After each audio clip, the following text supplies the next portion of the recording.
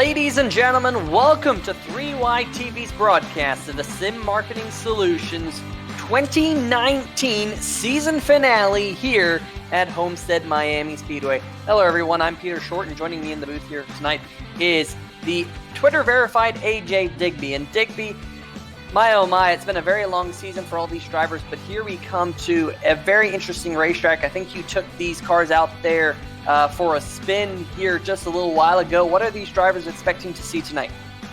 Yeah, I took it out for a spin, and there's kind of a couple different multi-grooves that are possible. Running towards the top seems to be the preferred line, but it'll also change depending on qualifying to the race. And with the draft and the way that these spoilers work out, it's going to really suck yourself up to the car ahead of you while also disturbing your downforce. So it's going to be very preferential to have track position here at Homestead. It's a track that usually is preferential to have track position, not always easy to pass at. But with these cars, it's going to be a little bit exemplified to want to be towards the front. And so this qualifying session is going to be very important, especially for those 4 playoff drivers, to have a good qualifying session, start towards the front, and then hopefully be able to keep that car out front and not have to worry about the dirty air.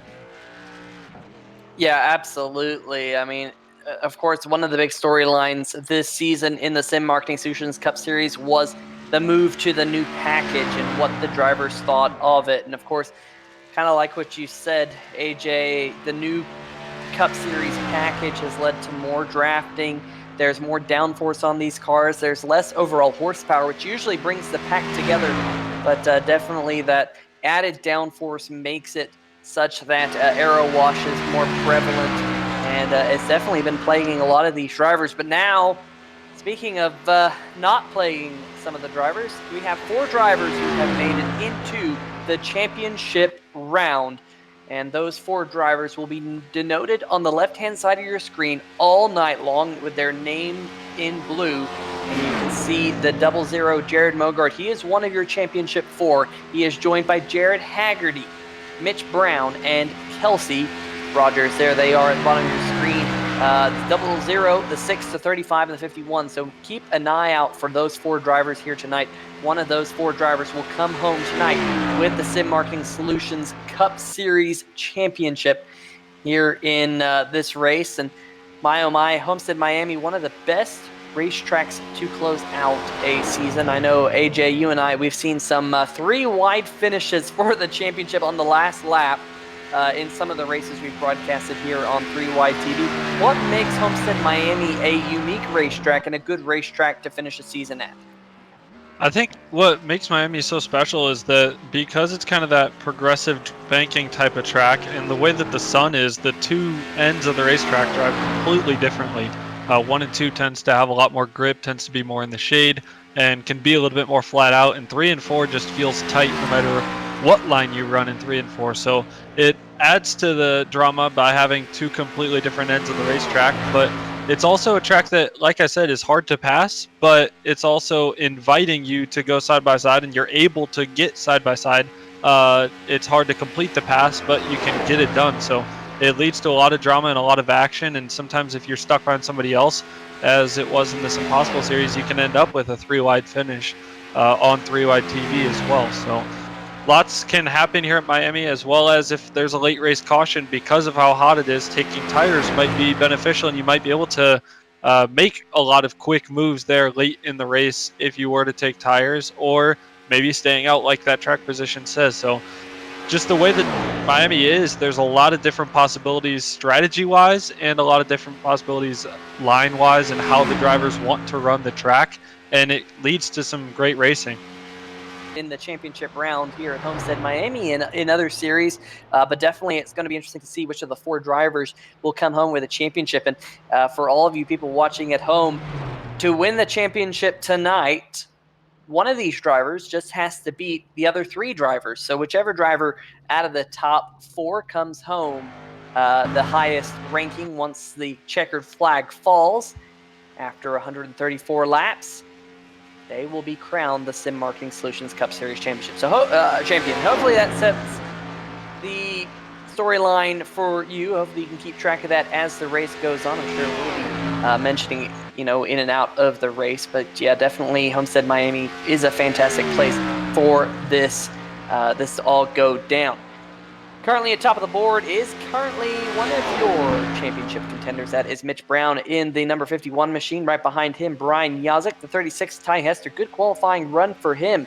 He is currently sitting third. We have yet to see a time by Jared Mogart in the 00 machine, but actually Jared Mogart is out there on the racetrack right now. And there we have the number 24 machine. That is driven by Alan Young, of course. Young's had a few really good runs in that number 24 machine this year, hoping to close it out with a top 5 run here tonight and possibly a victory. As you see Shade there coming through turn number 3 and 4. Interesting to see the sun's back. The sun is out on the back stretch. There you go. There's Jared Mogart in the 00 machine, but it's in the shade on the front stretch. So very interesting to see how that is going to play out for these drivers here tonight, as the cloud cover can add more grip and definitely change how these cars are driving. As we watch the 00 of Mogart come to the line, 8th position for him in that mobile. We'll see if he's able to pick it up on lap number 2 here, but interesting to see AJ. He's down there on the white line here in qualifying, but it is a variably banked racetrack. And explain to the viewers what variably banked means. Yeah, so that means that towards the bottom of the racetrack, closest to the white line, that's going to be the least degrees, the least angle of the track itself. So you're going to have the least amount of banking to help you turn through the corner and come off of the corner. And as you go up the track, it'll slowly curve up kind of seam by seam that you can see over there on the track. And so at the top, that's where the highest angle and the highest degree of banking will be on the track. So to help you turn the best, you usually have to turn the wheel a little bit less and use up less tire, but it's also obviously the longer way around the track. So there's kind of a big play that you can take the bottom, the top, the middle. You can take it all at once. Some people will go from the top to the middle, back up to the top over the course of the turn, and kind of diamond out the corner a little bit. So lots of different possibilities. As we're seeing most of these guys here in qualifying without any air buffeting or long runs to worry about. Most of these guys are kind of taking that bottom to middle groove. So it'll be interesting to see how that progresses over the course of this race.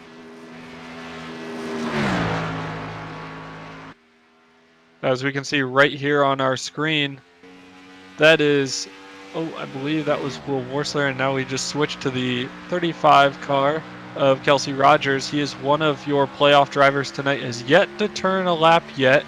The track temp is currently 84 degrees here, and the air temp is currently 82. As you can see, it's mostly cloudy out there. Some of the clouds have now reached the front stretch and back stretch as well, so it's going to change the way that this track drives ever so slightly here, and might actually play a benefit to Kelsey Rogers, who took a little bit longer to get out there as opposed to some of the other drivers who have already ran. As we're riding on board here with Kelsey, and like I said, taking that middle to low rain, you can kind of see the dark patch there in the middle. That's where most of that rubber is kind of laid off. Down on that very low bottom, there's not a lot of rubber because most people aren't going to hug there on the lowest amount of banking. Yeah, and interesting to see Jared Mogart in the 00. He actually picked it up on lap number 2, moved up 3 positions. We'll have to see if the number 35 of Kelsey Rogers can do the same. He's currently scored in the 7th position, now going down the backstretch on his 2nd of 2-time laps. Into turn number 3 and 4, running a little bit higher than Jared Mogart did, and almost caught the wall. I don't think this is going to do it for Kelsey. I think, in fact, he might have backed off there. But we'll see what he ran at the line. It does not look like he picked up on lap number 2, unlike the 00 of Mogart was able to. But that's definitely going to have a very interesting impact on this race, because the top 7 drivers, 4 of which are your championship 4. Let's see if we can switch gears just a little bit and look at the penalties from last week's race. And there was a good number of them. Chris Titus, Stallings, Lee Staples, Ty Hester, Steve Buhala, all receiving level 1 strikes. Jonathan Holstein, Bryce Whitson Jr. receiving level 2 strikes. Actually getting word that was not correct. That might be a week delayed. But there was a plethora of penalties from the last event here in the American Sim Racing Series. Some couple of drivers receiving, I believe, some suspensions. So very interesting to see that. But nonetheless, the cloud cover here rolling over the Homestead-Miami Speedway with only 30 seconds left in qualifying. The track has gone quiet. No driver currently on the racetrack, so I think we've pretty much set the starting order for tonight's race. But very interesting to see, AJ, that 4 of the top 7 are drivers who are in the playoff contention. There are the penalties, from the last race, and really Richard Stallings, the big one there. He is going to receive a 2-race suspension for more than 3 instances of caution within 5 races. Tyler Seville receiving a level 2 strike. Chris Titus, Troy Haight, and Alex Giese also receiving level 1 strikes. So really, Tyler Seville will have to start tonight's race from EOL. And Tyler Seville was actually the fastest driver in practice, the practice session that we ran not too long ago. So that EOL is going to set him quite far back in this field, as it looks like we're going to have 26 cars take to the grid, AJ. And it's definitely going to be very interesting to see how these drivers can work their way through the field. But let's take you through the starting rundown. Starting on the pole, the 51 of Mitch Brown. He is one of your championship contenders. Will be starting from the spot he hopes to finish tonight at. And to the outside, the number 55 of Brian Yazik. And Yazik is always making noise, but has struggled pulling one out and getting to victory lane. Alan Young will be starting from the 3rd position. Alongside him, Ty Hester, starting from the 5th position, another one of your championship drivers. In fact, both drivers on row number 3 are championship drivers. That is Jared Mogard and Jared Haggerty. A couple of Jareds on row number 3, but following them is another championship contender, 35 of Kelsey Rogers, starting from P7, and the number 28 of Troy Haight to his outside on row number 4. Cody Spiker will be rolling off from P9, the inside of row number 5, and starting to his outside and rounding out your top 10, the number 77 of Alex Giese. AJ. Steve Buha in the 43 car is rolling off on the inside of row 6, with Jordan Harnish in the 32 on his outside in 12th. Starting 13th is the 3 car of Pete Baskins, and 14th is the 66 of Edward Bray. Starting in 15th, the 31 of Jimmy McKee, and on his outside, the 42 of Jim Foose. The 97 of Andy Veltman starting 17th, and the 1 of Jason Stewart starting 18th. In 19th position is Richard Fletcher in the 47, and the 20th position, Jack Wells in the 06. Drivers who did not take a time or knew that they had a penalty. Will Worsler in the 29, Jonathan Holstein in the 73, Tim Knott in the 41, Lee Staples in the 26, and Tyler Seville, who you mentioned was the fastest in practice, in the 11 car. And while I was ghosting and running some of my test laps on track, Tyler Seville was the one I was behind, and he was fastest for a reason, as he was flying away from me, pulled quickly away from me, but also he was right behind another driver, so trying to work some of that, hey, I'm going to be in the draft, I'm going to be in the Arrow Wake, and was trying to work on some of that driving and was able to make some moves. So it'll be interesting to see him drive up through the field and possibly try to make some noise and end this year off with a bang here in the Cup Series. Absolutely. That is one of the storylines we'll be watching throughout this race. Will Seville be able to work his way through the field? A couple of other storylines that we're going to have to keep an eye on is the number 42, Jim Foose. It's his final Cup Series start here in the American Sim Racing Series. And also Richard Stallings in the 47 announced today, Richard Fletcher announced that he will not be back in the Premier Series next year, as the pace car has dived down onto pit road. We're going to get the championship round started. Green flag in the air. The 51 of Mitch Brown gets a pretty good restart, but the 55 of Brian Yazik to his outside, equally as good as their side-by-side into turn number 1. I expect to see the inside line prevail, at least on the restart, as Mitch Brown dives it down to the white line, but they're still side-by-side coming out of turn number 2. I expect to see a lot of this tonight. Lots of side-by-side action, as pretty much the entire field remains side-by-side. But for now, Mitch Brown's going to put his nose ahead. Look at Ty Hester in the 36 machine. He is back there. He's going for the 3rd position to the outside of Alan Young in the high side, already starting to assert some speed, but Ty Hester now diving to the inside of Yazik. Look at that move. Hester really trying to make up ground here quickly. Started from the 4th position and quickly now moved up into 2nd. Yeah, early on it looks like multiple people using different lines. Seems that middle to upper line is reigning king, but some of these guys driving down right to the bottom of that dark strip that I talked about, and some of the guys trying to take it a little bit higher. But so far we're able to see Brian Yazik trying to work that inside, but Ty Hester making that outside work pretty well. And yeah, go off to a very clean start. A lot of these guys still fighting for positions, but very clean so far, no contact. Yeah, no contact yet anywhere on the racetrack. There you can see the 51 of Mitch Brown is where he wants to be once the checkered flag flies as one of your championship 4. The side-by-side battle for 2nd, though, continues to rage. John Hester on the high side, Yazik on the inside. We've seen Yazik pretty much all season. I mentioned this just a few minutes ago.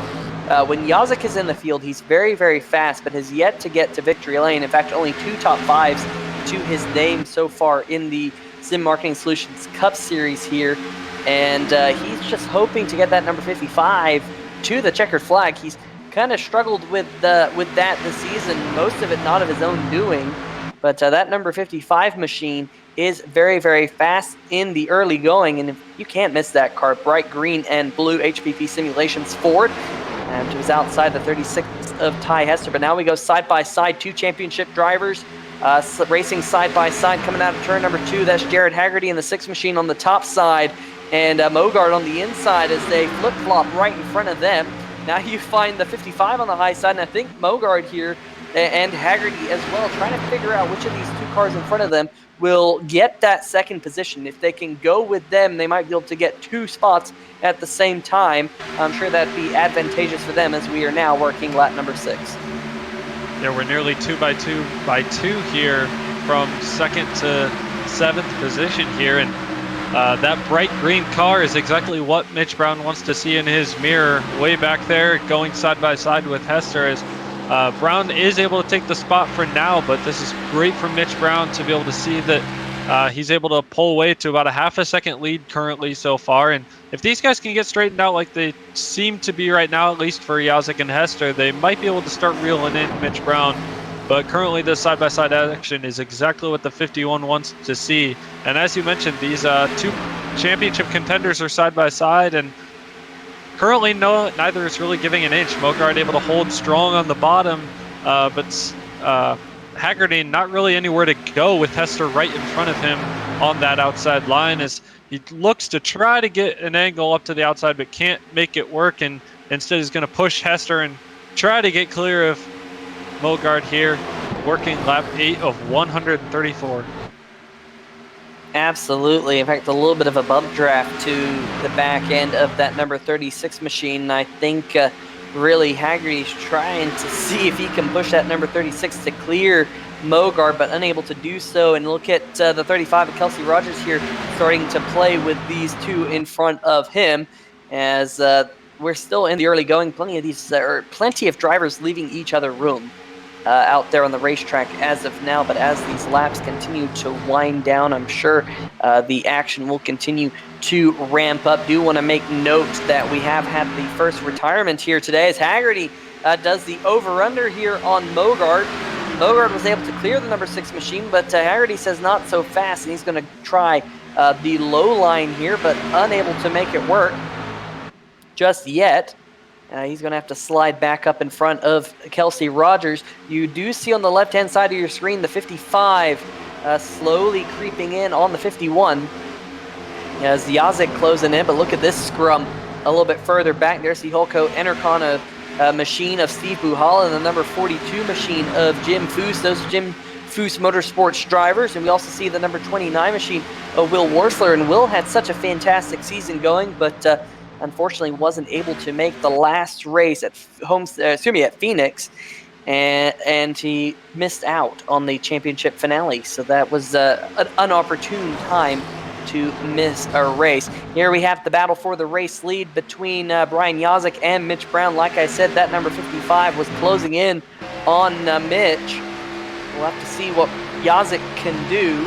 As you now look out back of the 00 of Mogard, who's underneath Ty Hister. This is a battle for the 3rd position, and Mogard really rolling that bottom line well.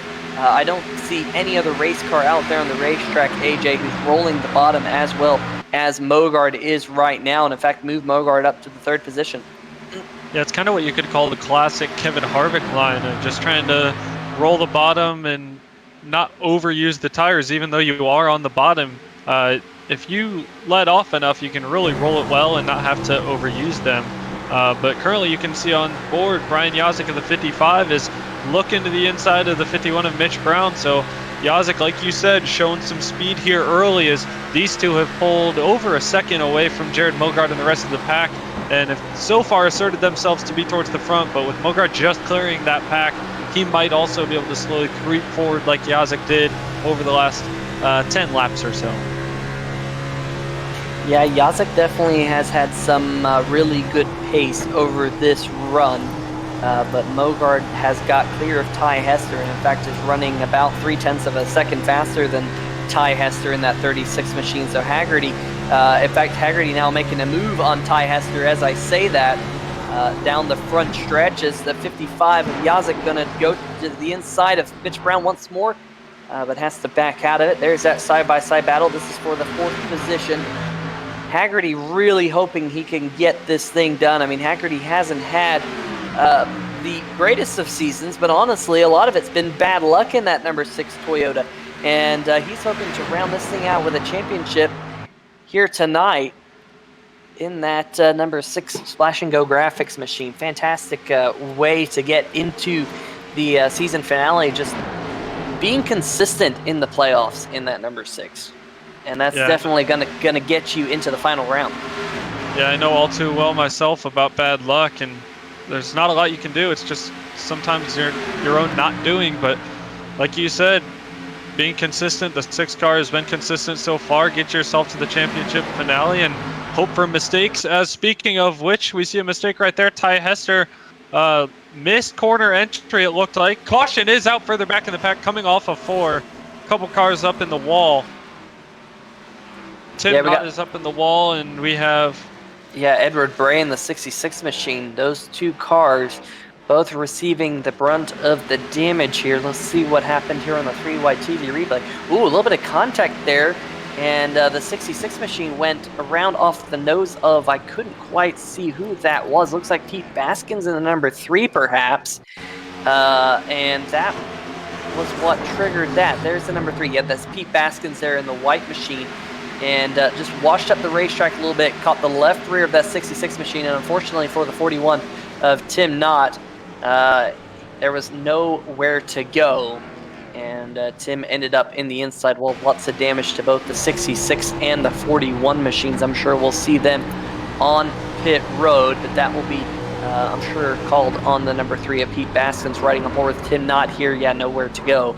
And unfortunately got both the front end and the left-hand side of the car when he hit the inside wall. Did a good job of getting it turned back around, but unfortunately too little too late. We do have a lot of cars headed down pit road right now, though, led by the number 51 machine of Mitch Brown, the 55 of Brian Yazik right behind him. The pit crew will go to work for the first time today. And AJ, how important is it to hit your marks, especially in the championship race? It's very important. If you have to back up or even move forward or sideways, that can be costly, especially multiple positions.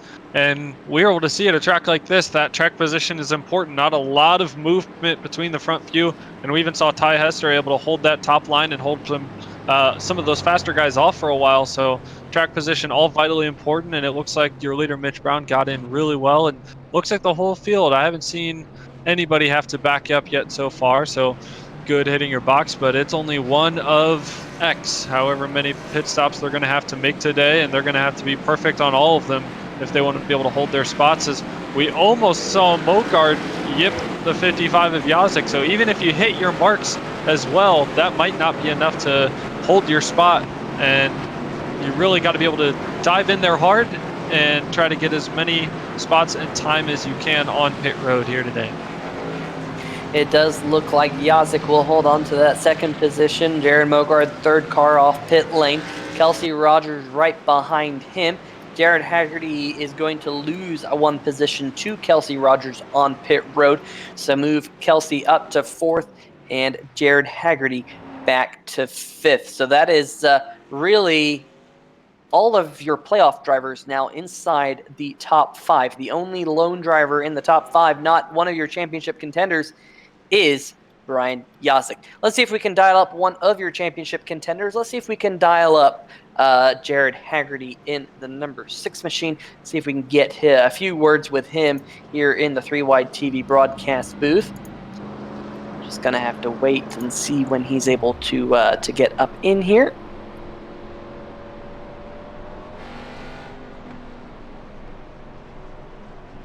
Jared Haggerty, this is Peter Short in a 3-Wide TV booth. You got a copy? Yeah, 10-4, Peter, I got you.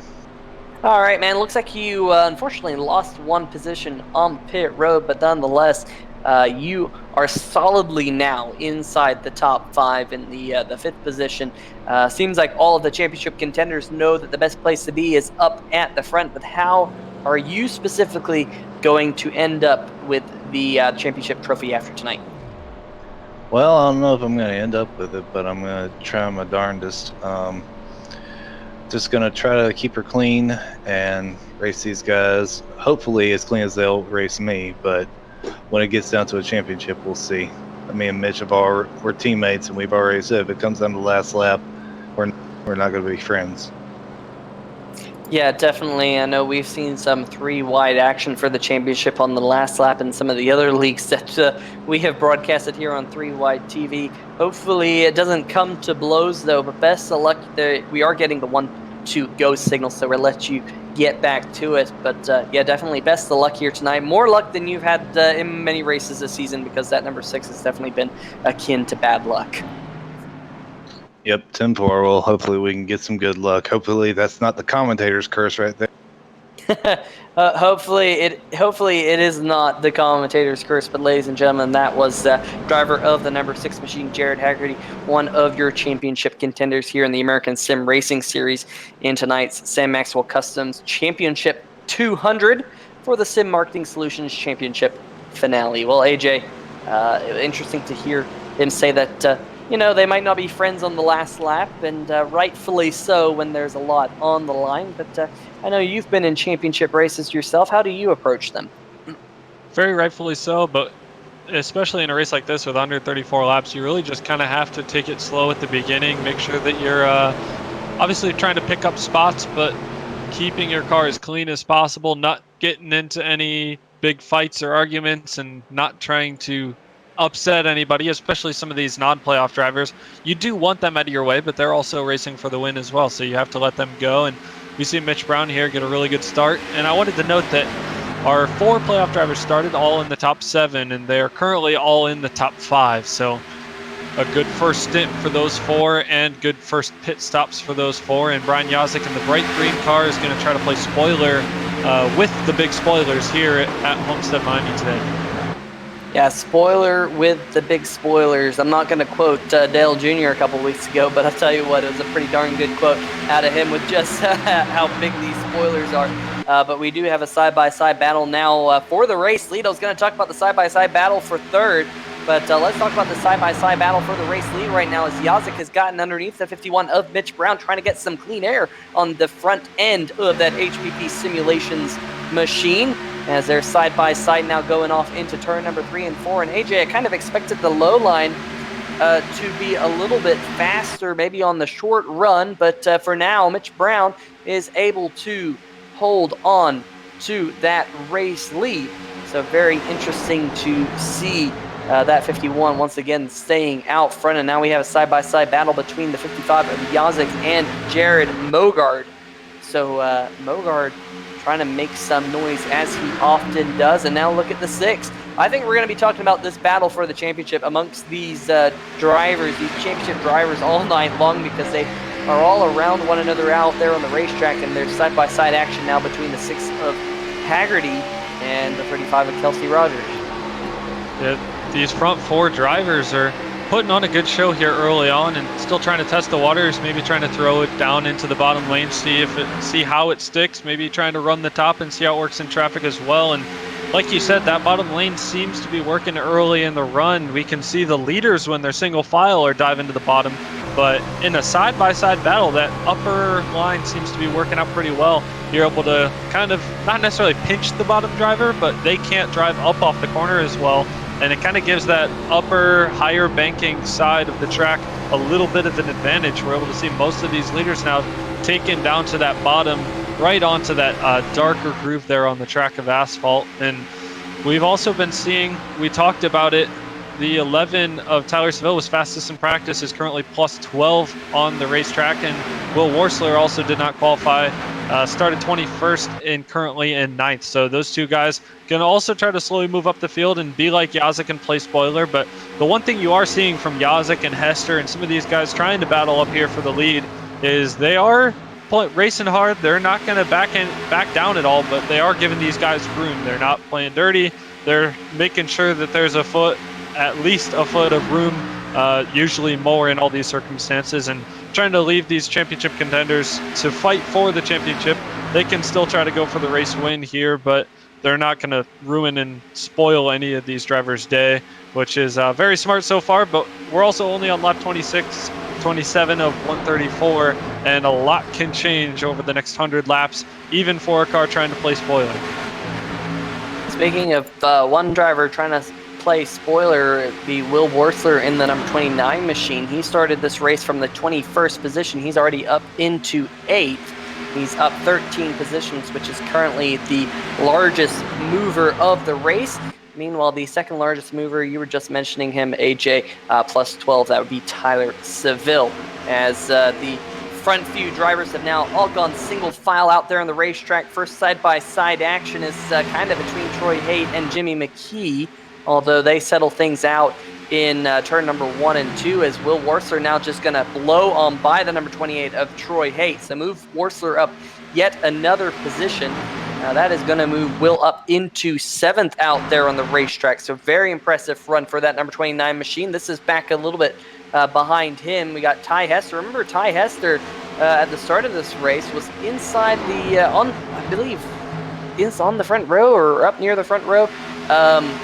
He started 4th on the road number 2, excuse me, in that number 36 machine. But he slid back a little bit and is currently running in the 11th position, just outside the top 10, with the number 24 of Alan Young to his outside. We do have the 77, Alex Giese, right in front of them in that bright red machine. So race kind of cycling through right now. Got some comers and goers here in the early going, as we have now completed 29 of the scheduled 134 laps in the Sam Maxwell Customs Championship 200 in the Sim Marketing Solutions Cup Series. There is the number 29 of Will Worsler. He's going to try and take that 6th position from Jimmy McKee. Very impressive run, AJ. We've seen how difficult it is to pass, but Will Worsler's making it look pretty darn easy.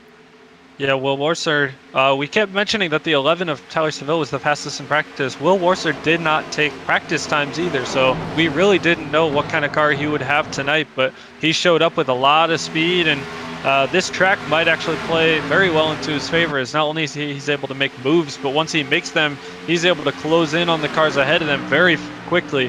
Going from 21st to 6th in 30 laps with only 1 caution is a pretty big deal, and not very easy to do. So he's going to be somebody that we're going to look for here as the race progresses, to be up towards the front fighting with those championship contenders. And like you said, he wasn't able to make Phoenix, so he might be thinking, hey, I want to go win this championship, but in heart, thinking that he should have been here in the championship for today. But somebody else to watch, he had just passed Jimmy McKee in the 31, and McKee's so far been on a climb as well, 15th to 8th so far early in this race. So a couple different guys starting to slowly move up the field, like you said, comers and goers. But some of these guys who are coming are moving up the field very fast and moving up the field, grabbing positions, and Will Worsler making a charge towards the lead.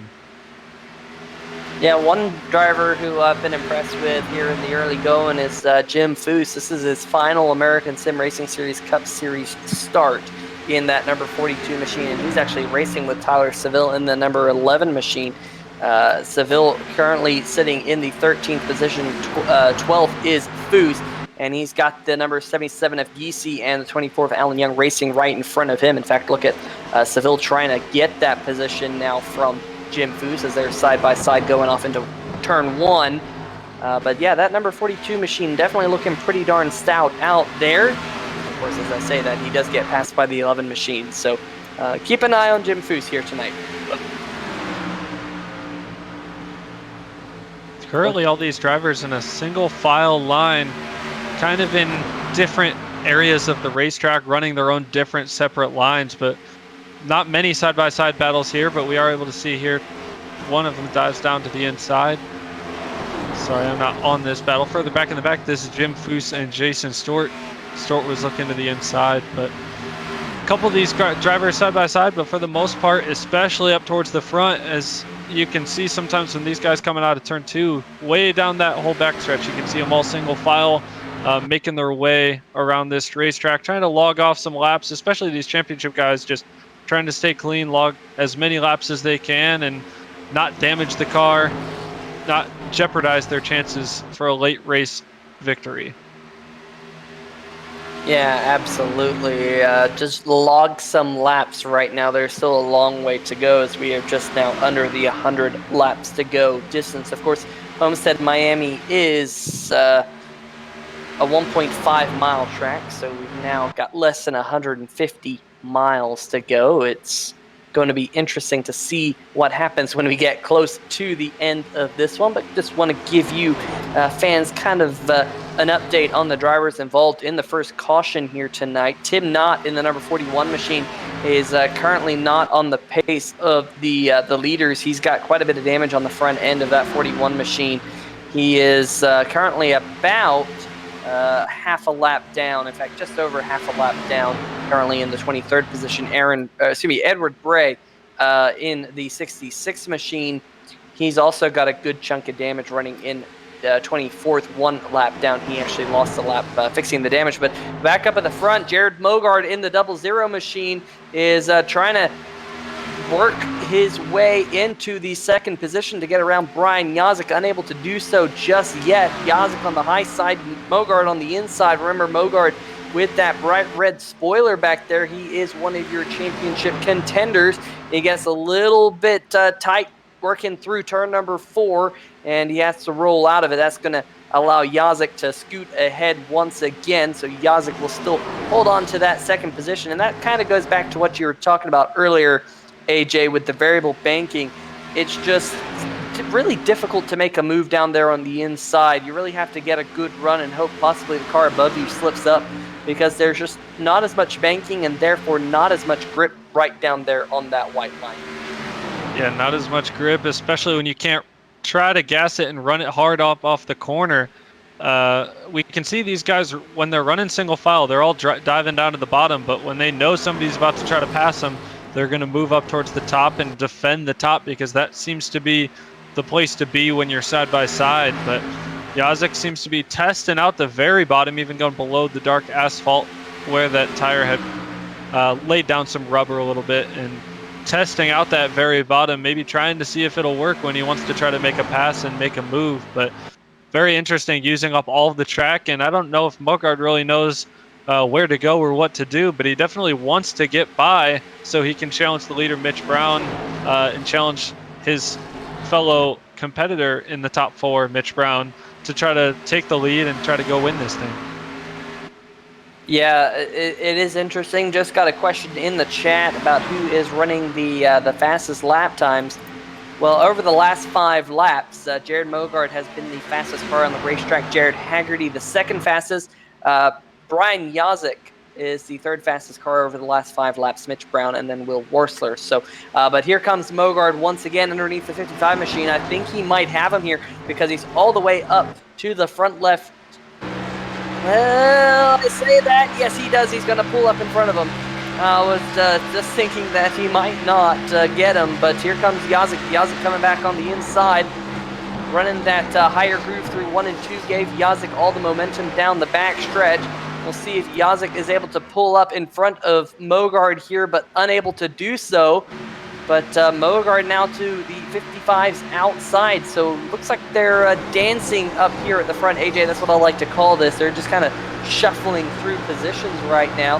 And I think Yazik might be able to clear Mogard. Yes, he does. I expect to see Mogard go underneath him here.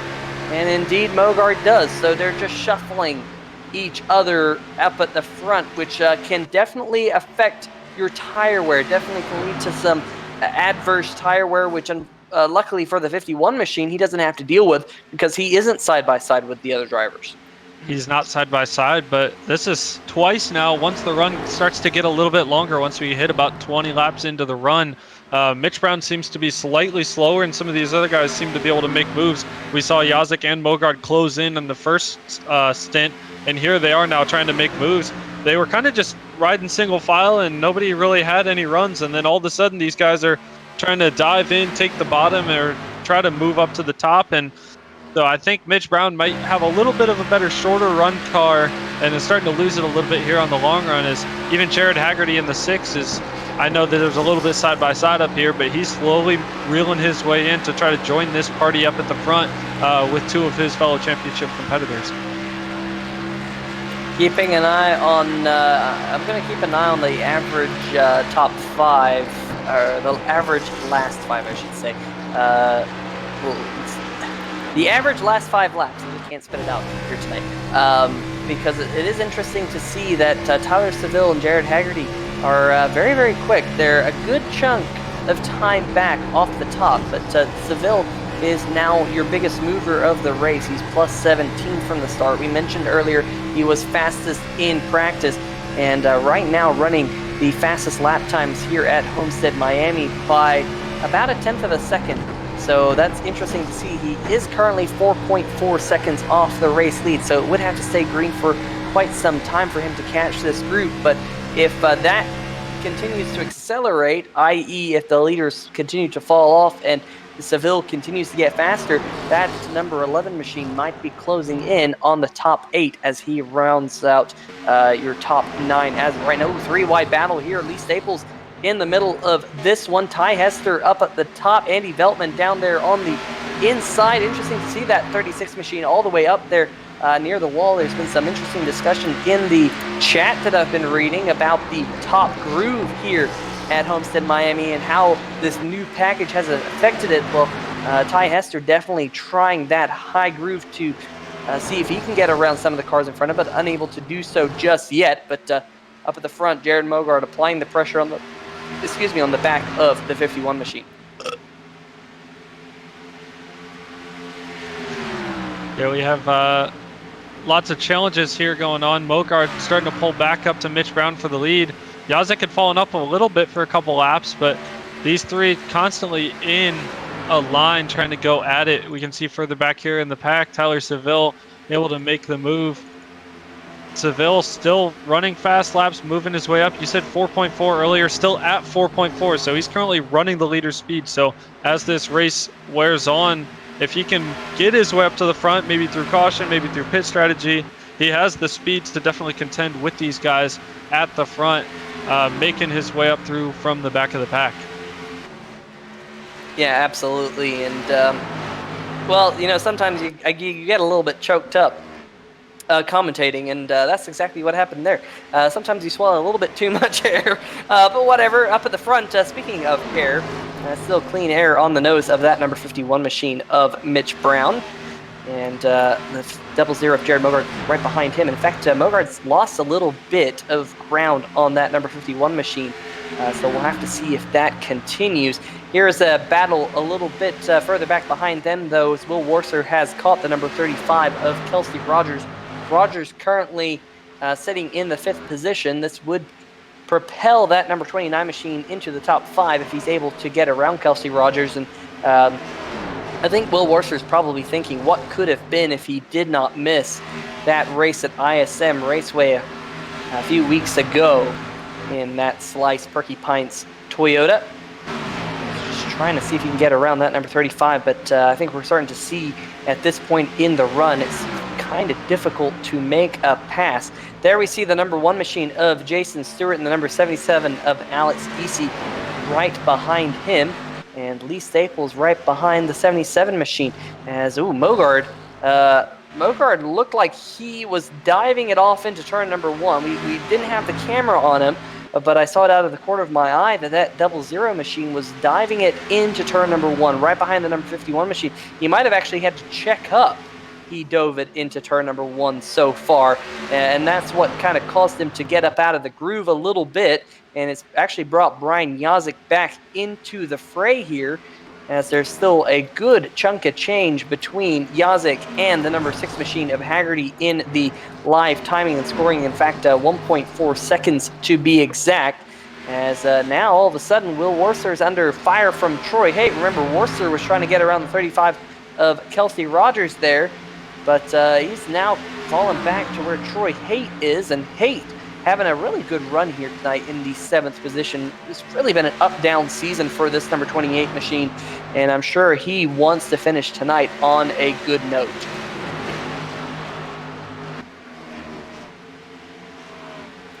So right now, looks like everyone around the racetrack pretty much single file now. Tyler Seville still the fastest car over the last 5 laps, and it's really him. Alan Young's also pretty darn quick out there. Mitch Brown, who is your race leader, is the 3rd fastest car of the last 5 laps. He's only about 4/100ths of a second slower than Tyler Seville on average, though. So definitely your race leader is pretty darn quick out there up front, with all the clean air on the nose of that number 51 machine. In fact, he's closing up to some lap traffic. The 41 of Tim Nutt. Remember, he was involved in the first caution flag. In fact, the only caution flag we've had so far in the first 55 laps or so. And Tim Nutt, you can see, looking out back to that 41 machine, he sees the race leader and your championship contender, Mitch Brown, as well as another championship contender, Jared Mogard, both battling their way to close in on the halfway distance here. Yeah, expect once Tim Knott gets caught out, expect him to get out of the way and not try to interfere with any of these guys' championship hopes. But he's also knows that he has a 10-second gap ahead of him. So if there were to be a caution to come out, he would be the lucky dog, even if he lets these guys go. So no rush, nothing to try to block or be in the way of these guys. One other thing to think about is pit stops. We're in a longer green flag run here, and I'm thinking these guys can get about 45 laps on fuel here at Homestead, and the caution was at 18, so we're getting close. Producer says he thinks 50 laps, so we're getting slowly creeping up towards where we might see some green flag pit stops here at Homestead-Miami, and the track temp has gone up since we first started, up to 86, but even with the darker clouds, these guys are running some laps, burning up, and this track is heating up a little bit, even from where we started this race. But with green flag pit stops coming up, is there a possibility that some of these championship guys go for the undercut and risk it in case of a caution, or do you think they go for the overcut, play it a little bit safe, and not get caught up by a caution? Well, it's an interesting call to make here, because in about 3 laps or so is when the race would pretty much be divided in 3 parts from when they made their last pit stop. As you see, the 77 Alex Giese, they're flirting with the wall. So, you know, AJ, I'm always a type of race car driver who I try and split the race up into divisions. So if I have 50 laps to go, let's say, and you can only make it 30 laps on fuel, I will pit out with 25 laps to go. I will cut the run in half. That's the type of race car driver I am. It'll be interesting to see if some of these drivers have that same mentality out there on the racetrack, knowing they have 50 laps of fuel, because from here, you do know that you're going to have to make at least one more pit stop. It doesn't matter if you run this fuel out for another 8 or so laps, which will be about the 50 lap window. You're going to have to make one more pit stop, because from here you're only going to get to lap 110 if you add 50 to 60. That's how math works.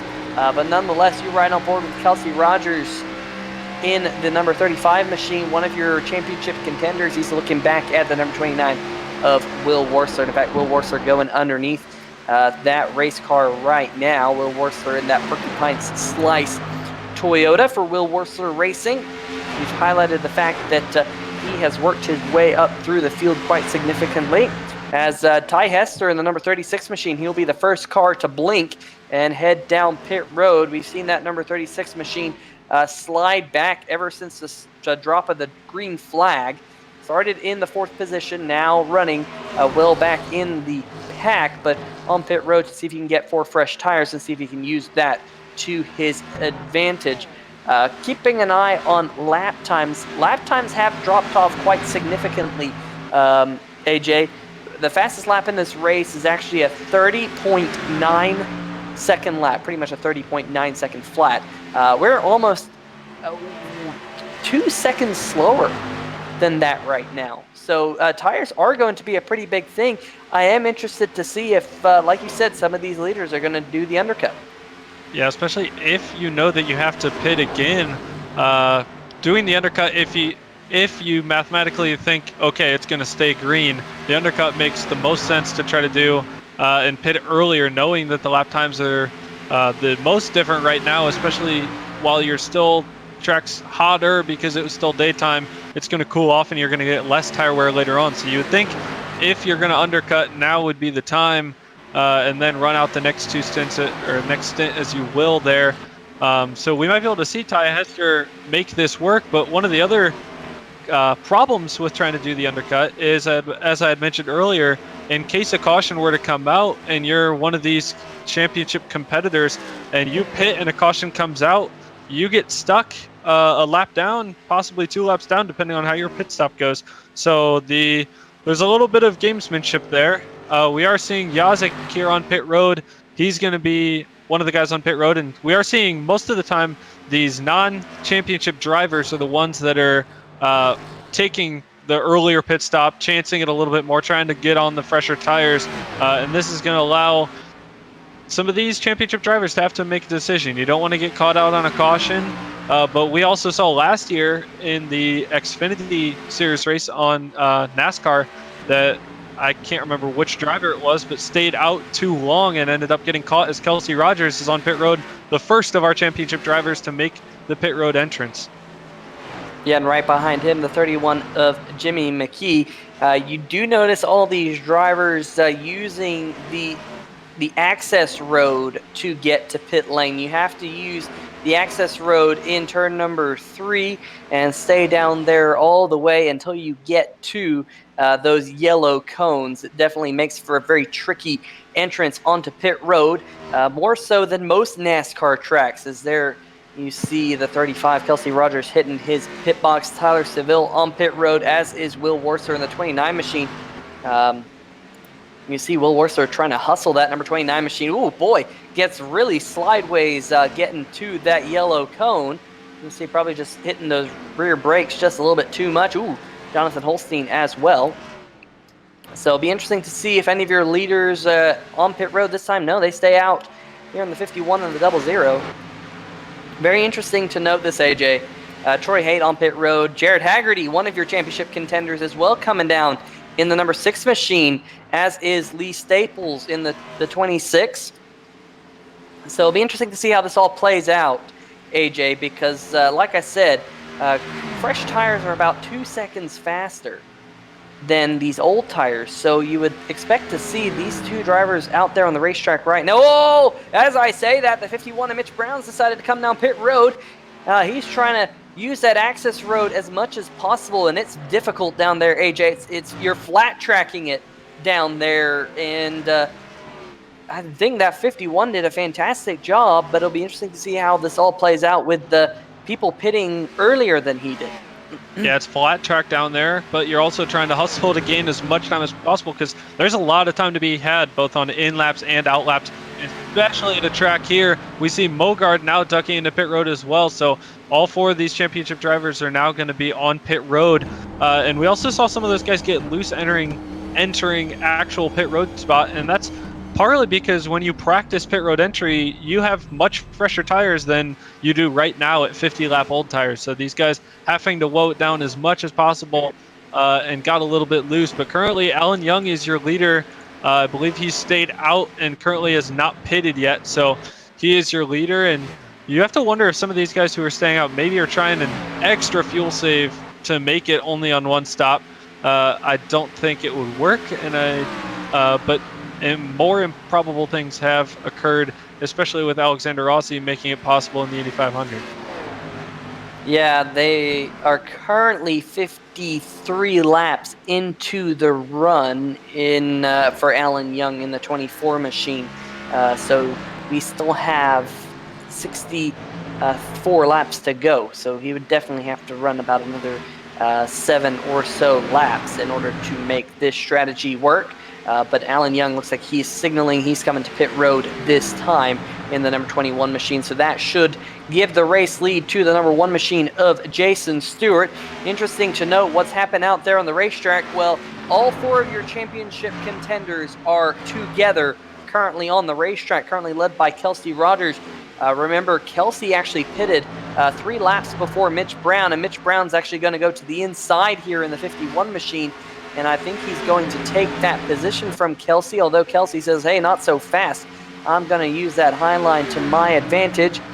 And my producer in my ear saying it's getting dark. Sure enough, it is local time in the sim, 6:50 local time, which means we'll be dark here in probably about 15 or at least 15 minutes or so, as Mitch Brown has gotten around Kelsey Rogers. So as of right now, the 51 would be your champion. The 35 would be your runner-up, and Jared Haggerty would be third. But Haggerty's going to see what he can do here in that number 6 machine. As, Kelsey Rogers in the wall on entry into turn number 3. That is not going to help the right side of that number 35 machine.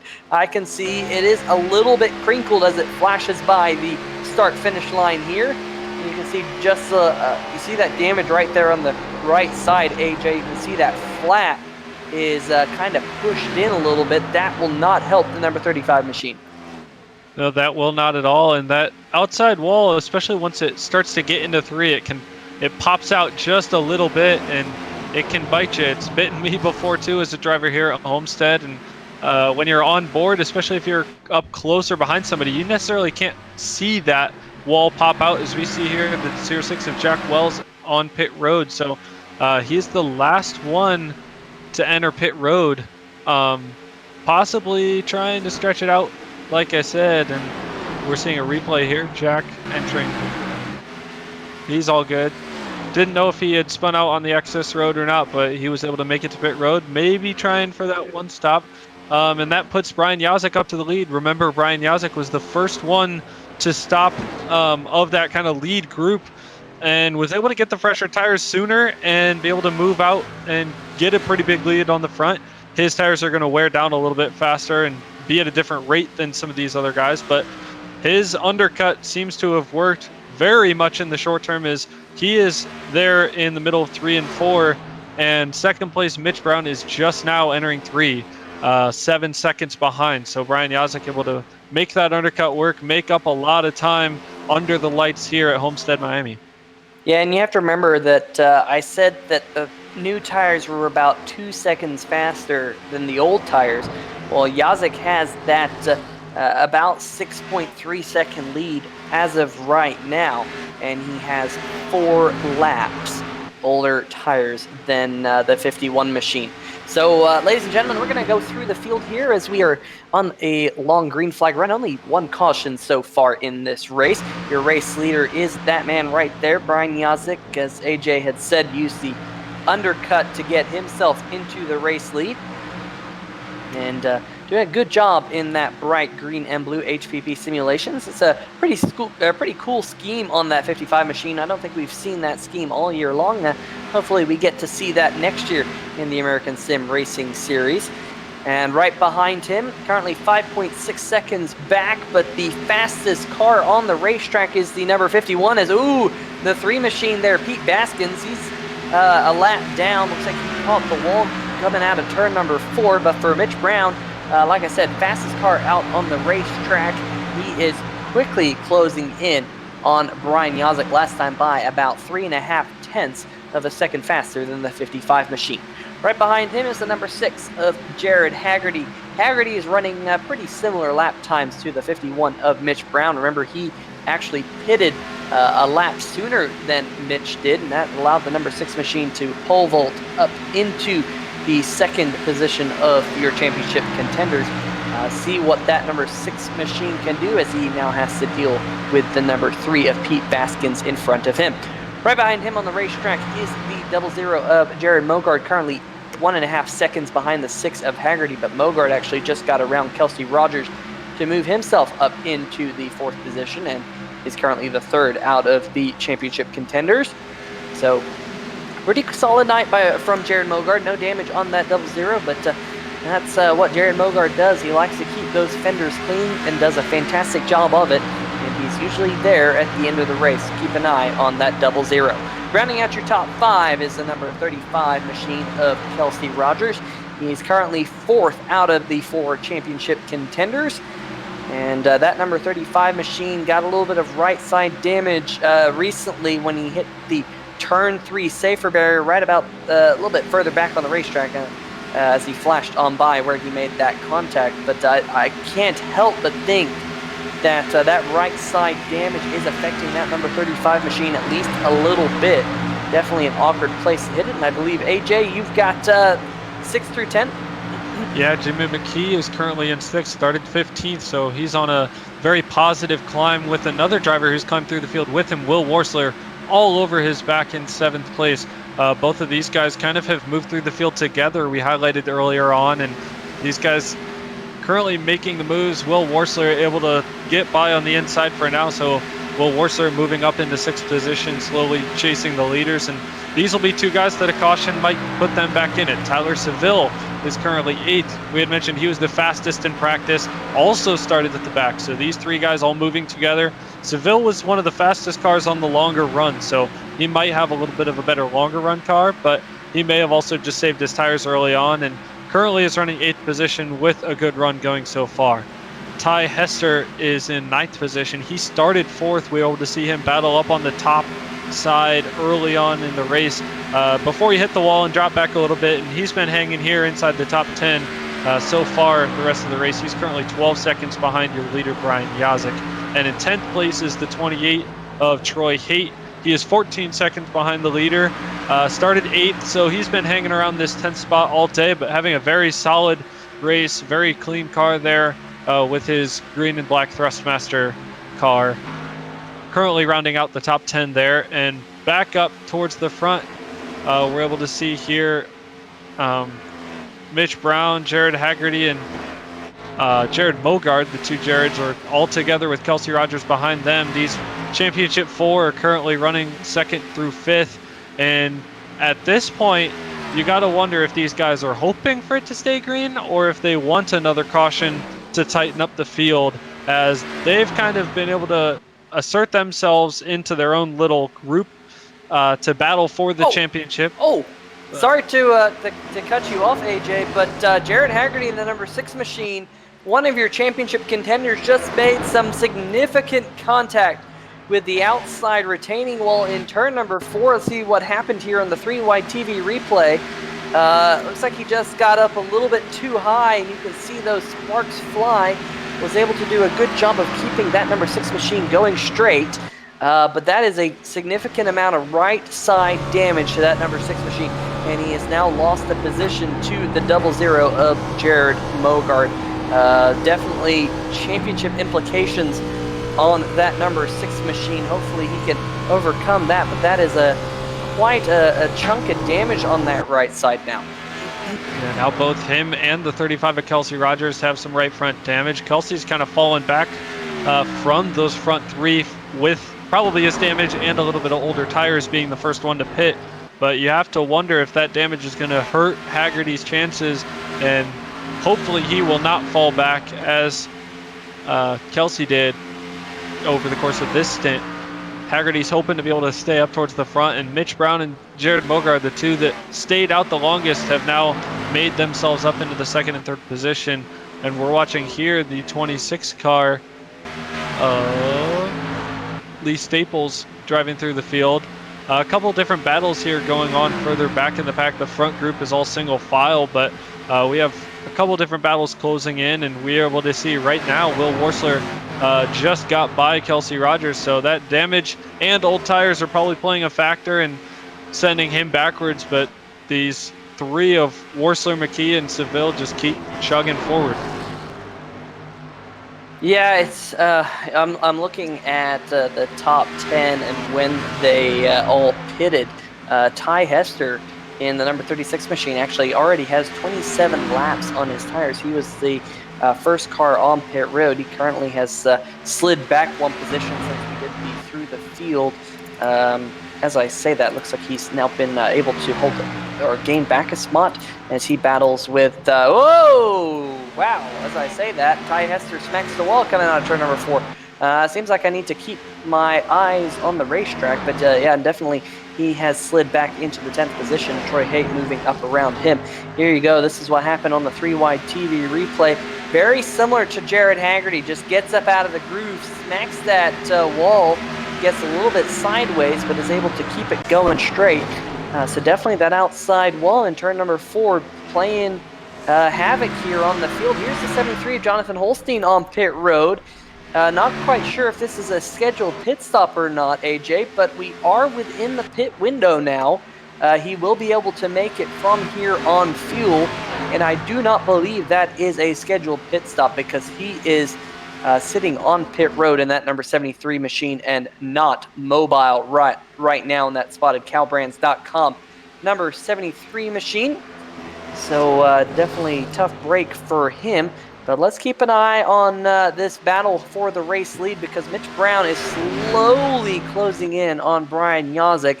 Over the last 5 to 10 laps, Mitch Brown has been just a little bit faster than Yazik, but interestingly enough, it looks like perhaps the tires have kind of leveled out between the number 55 and the 51 machine.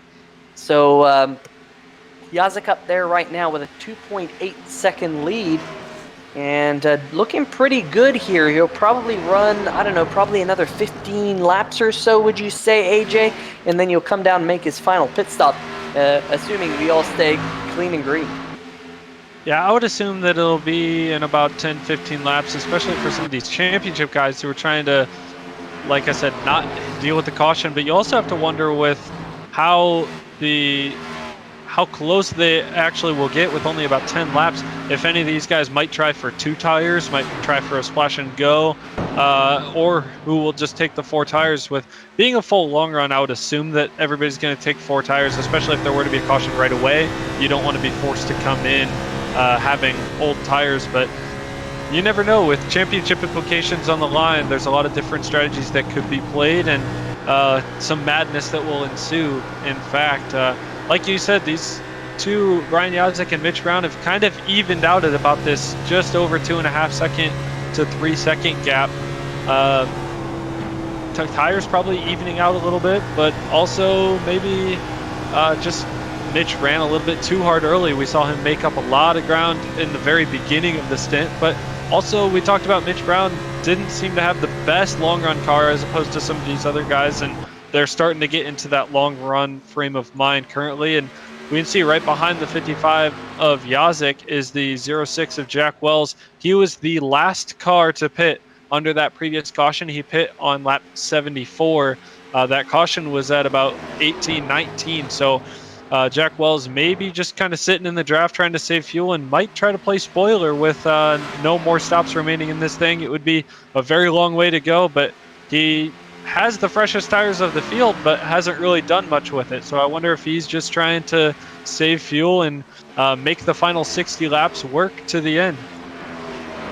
Yeah, that would be an interesting strategy. Not quite sure if he'd be able to make that work, especially with your leaders cutting this last run in half.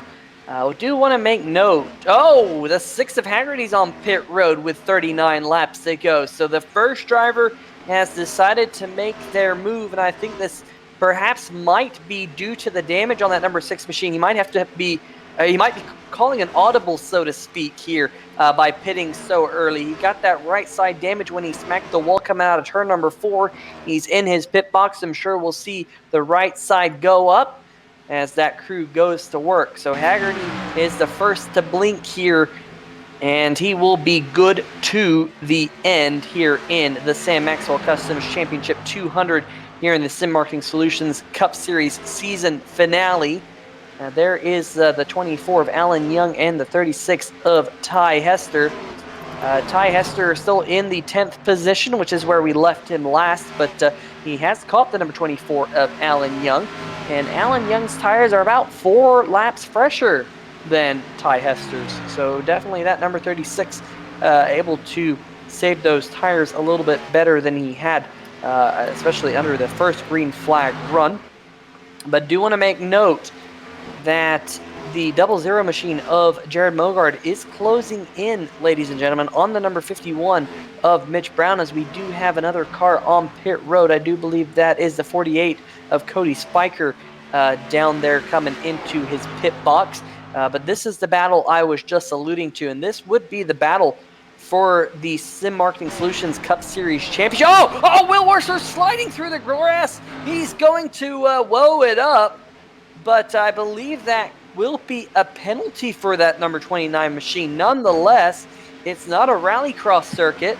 You see he entered pit lane very late and just couldn't get that 29 machine woed up. Did a good job of not losing control of it, just pitched it sideways, kind of like a dirt track, and was able to get to pit road, but I would have to think that will be a penalty on that number 29 machine, as the battle now for second position on the racetrack has hotted up between Mitch Brown and Jared Mogard.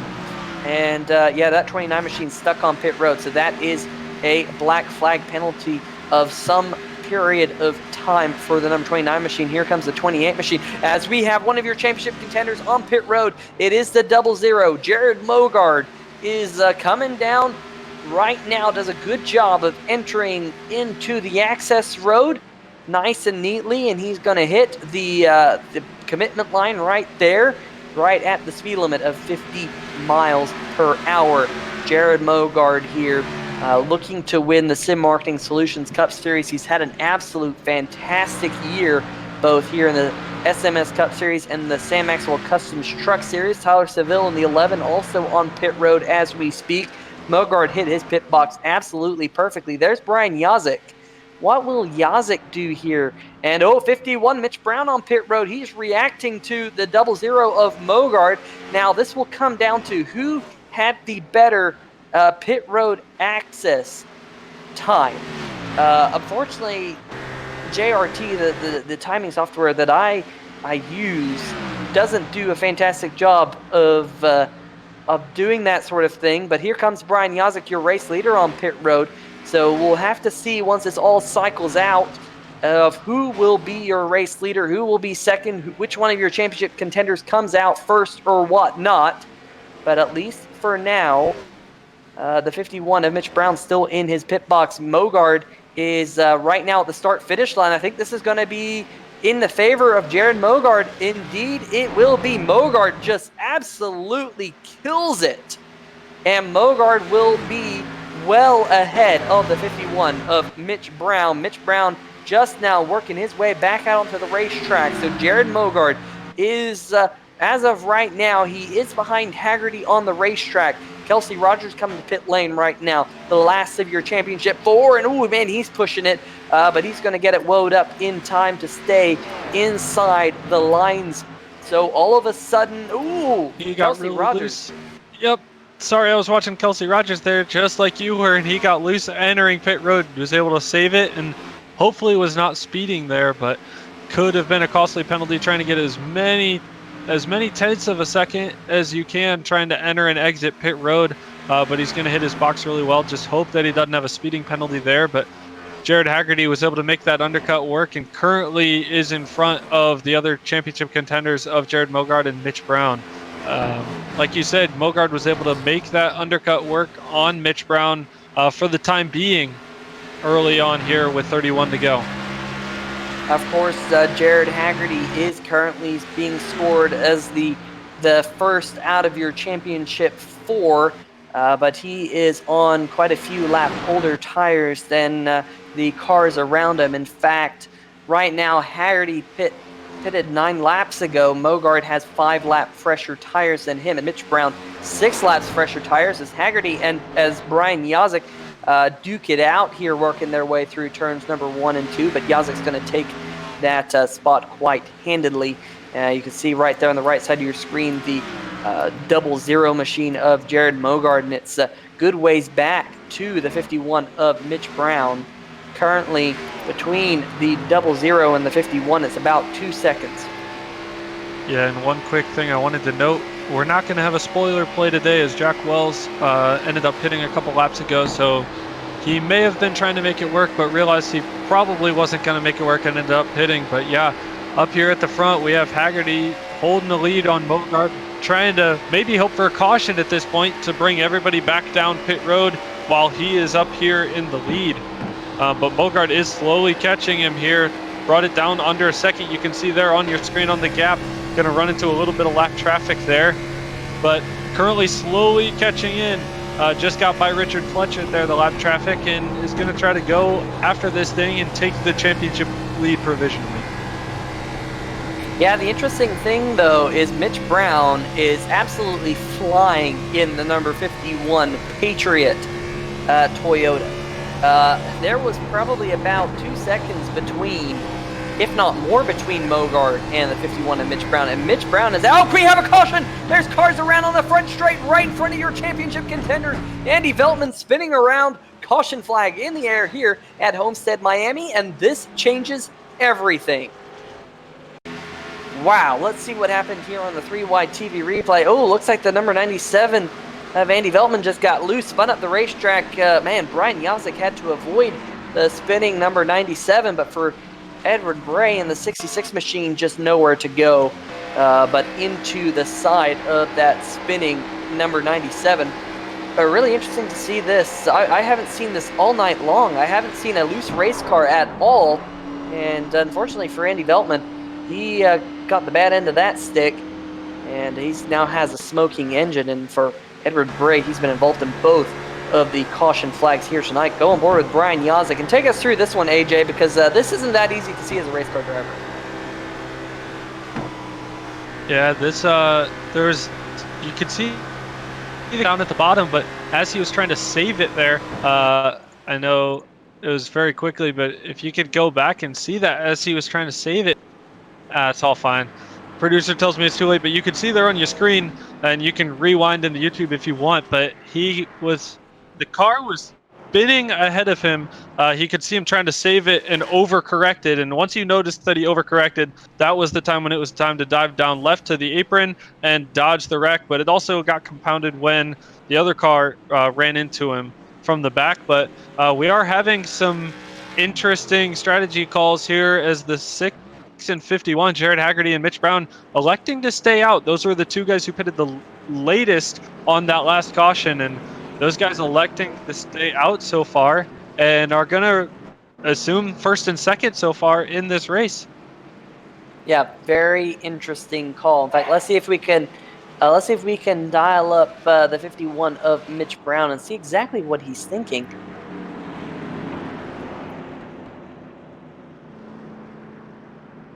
Mitch Brown, Peter Short here in the 3-wide TV booth. You got a copy? Yep. Man, that is a very gutsy call for you to keep that number 51 machine out there in the racetrack. You were closing in on Jared Mogard, but now you will have approximately 7 to 10 laps older tires than some of your other championship contenders. What was going through your mind when you made that call? Well, I mean, I really didn't want that caution to come out. I was going to pass both of them, both the 00 and the 6. And, I just had to do something different. I, can't be playing follow the leader. And, that's basically pretty much it. If it doesn't work out, it doesn't work out. If it does, I guess I'll talk to you guys later. Yeah, very interesting call. How has tire fall off been here tonight? Was that factoring into your decision? Yeah, but I know that clean air is such a big deal here, especially if you've seen so far the first half of the race how much, if I was leading someone behind me, they couldn't get by me, even if they were underneath me or atop of me. I just would try to stay in their tire tracks and put all the dirty air on their nose. Clean air is going to be a big deal. All right, well, we'll have to see how this one plays out, but you will you will be second spot once we go back to green, but you do have a couple of hard-charging drivers behind you, but nonetheless, best of luck, Mitch, and hopefully you can come away with the championship. Thanks, guys.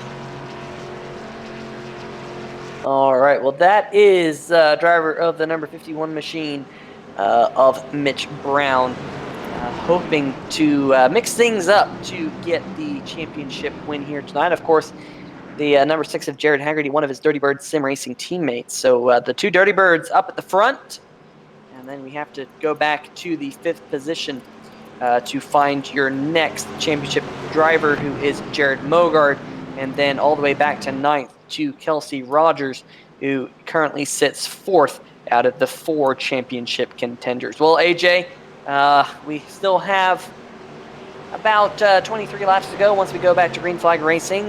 Who do you have your money on at this point?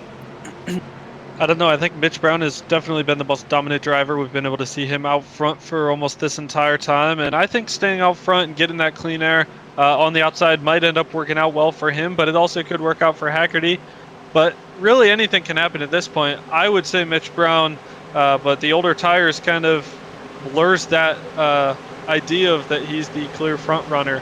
And with these two up front, it'll be a pretty big battle, and two guys with newer tires in between them that aren't in championship implications, with Stewart and Yazik in between, as well as Seville, Worsler, and McKee there as well.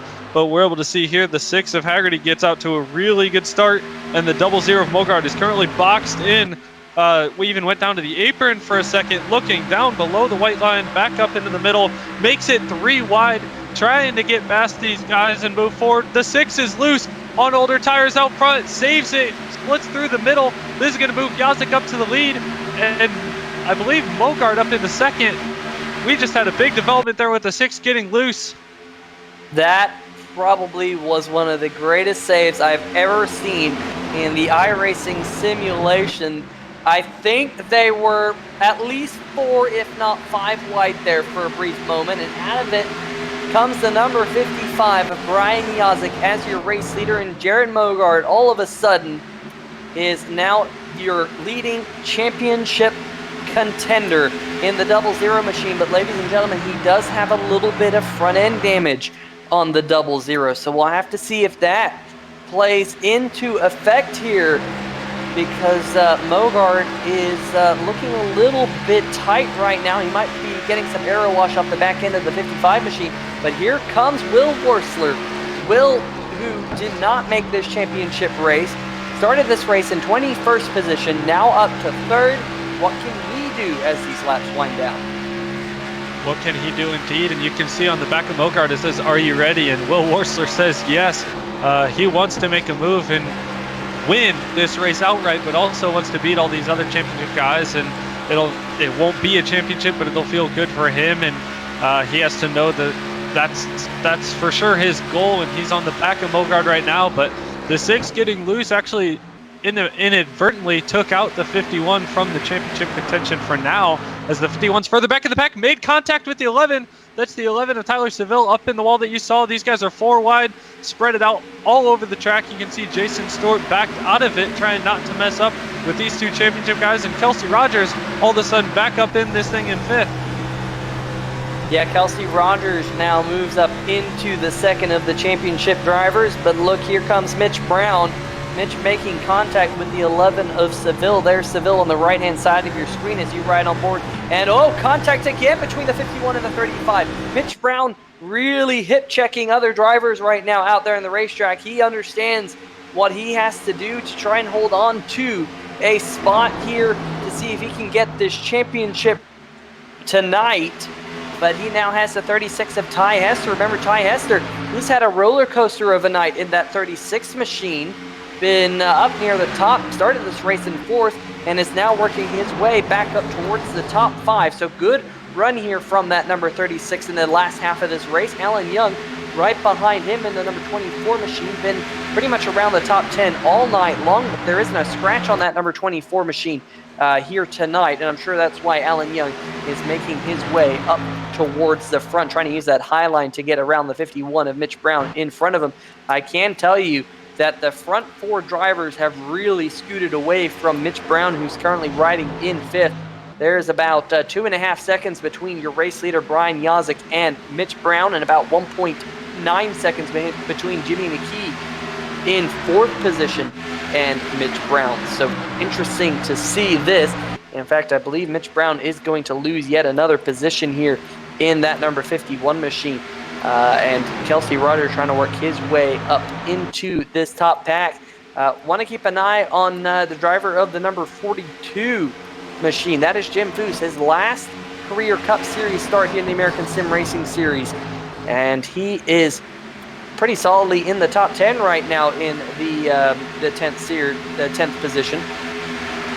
Watching this battle unfold right in front of him with the 1 of Jason Stewart in 9th, the 36 of Ty Hester in the 7th position now, as he's unfortunately slid back a couple spots since we last talked about him, but now we're pretty much 3 wide down the backstretch. No, Ty Hester thinks better of it, slides back in behind the 51 machine of Mitch Brown, and move Kelsey Rogers up into 2nd of the 4 championship contenders, but they're all currently chasing the 00 of Jared Mogard, who is only about 2 car lengths behind the 55 of Brian Yazik up at the front. Yazik's got clean air on the HPTsimulation.com Ford once again, right in front of the 00 of Mogart. There is Mogart on the center of your screen, and AJ, I was really thinking when we were going back to green that Mogart was in the driver's seat for the championship situation, but I didn't expect it to unfold like it did with that contact between the 2 Dirty Bird Sim Racing teammates.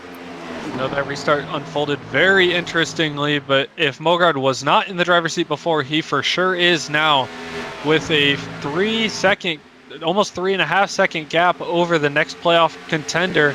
He obviously wants to win this race and wants to get by Yazik, but he is in no rush to do so. Obviously, he is hoping that there is no caution and wants this thing to stay green, but he is in no rush to get by Yazik, because right here he wins the championship, and he even has a big buffer zone behind him to where he could win the championship. So him seeing the 51 in his mirror, kind of running some people up the track, but was good for him, and Mogard was very happy with that. But the 51 of Mitch Brown, not only is he driving hard and knowing that this championship is coming to a close, but also was in unfamiliar territory. We've seen him out front this entire race, so him being in dirty air as well as being forced down to the bottom line probably was very unfamiliar territory, and he didn't know how the car would react, because coming up off the lower degree of banking from the inside, that car is not going to turn as well as it had been when he was up at the front on his own in clean air.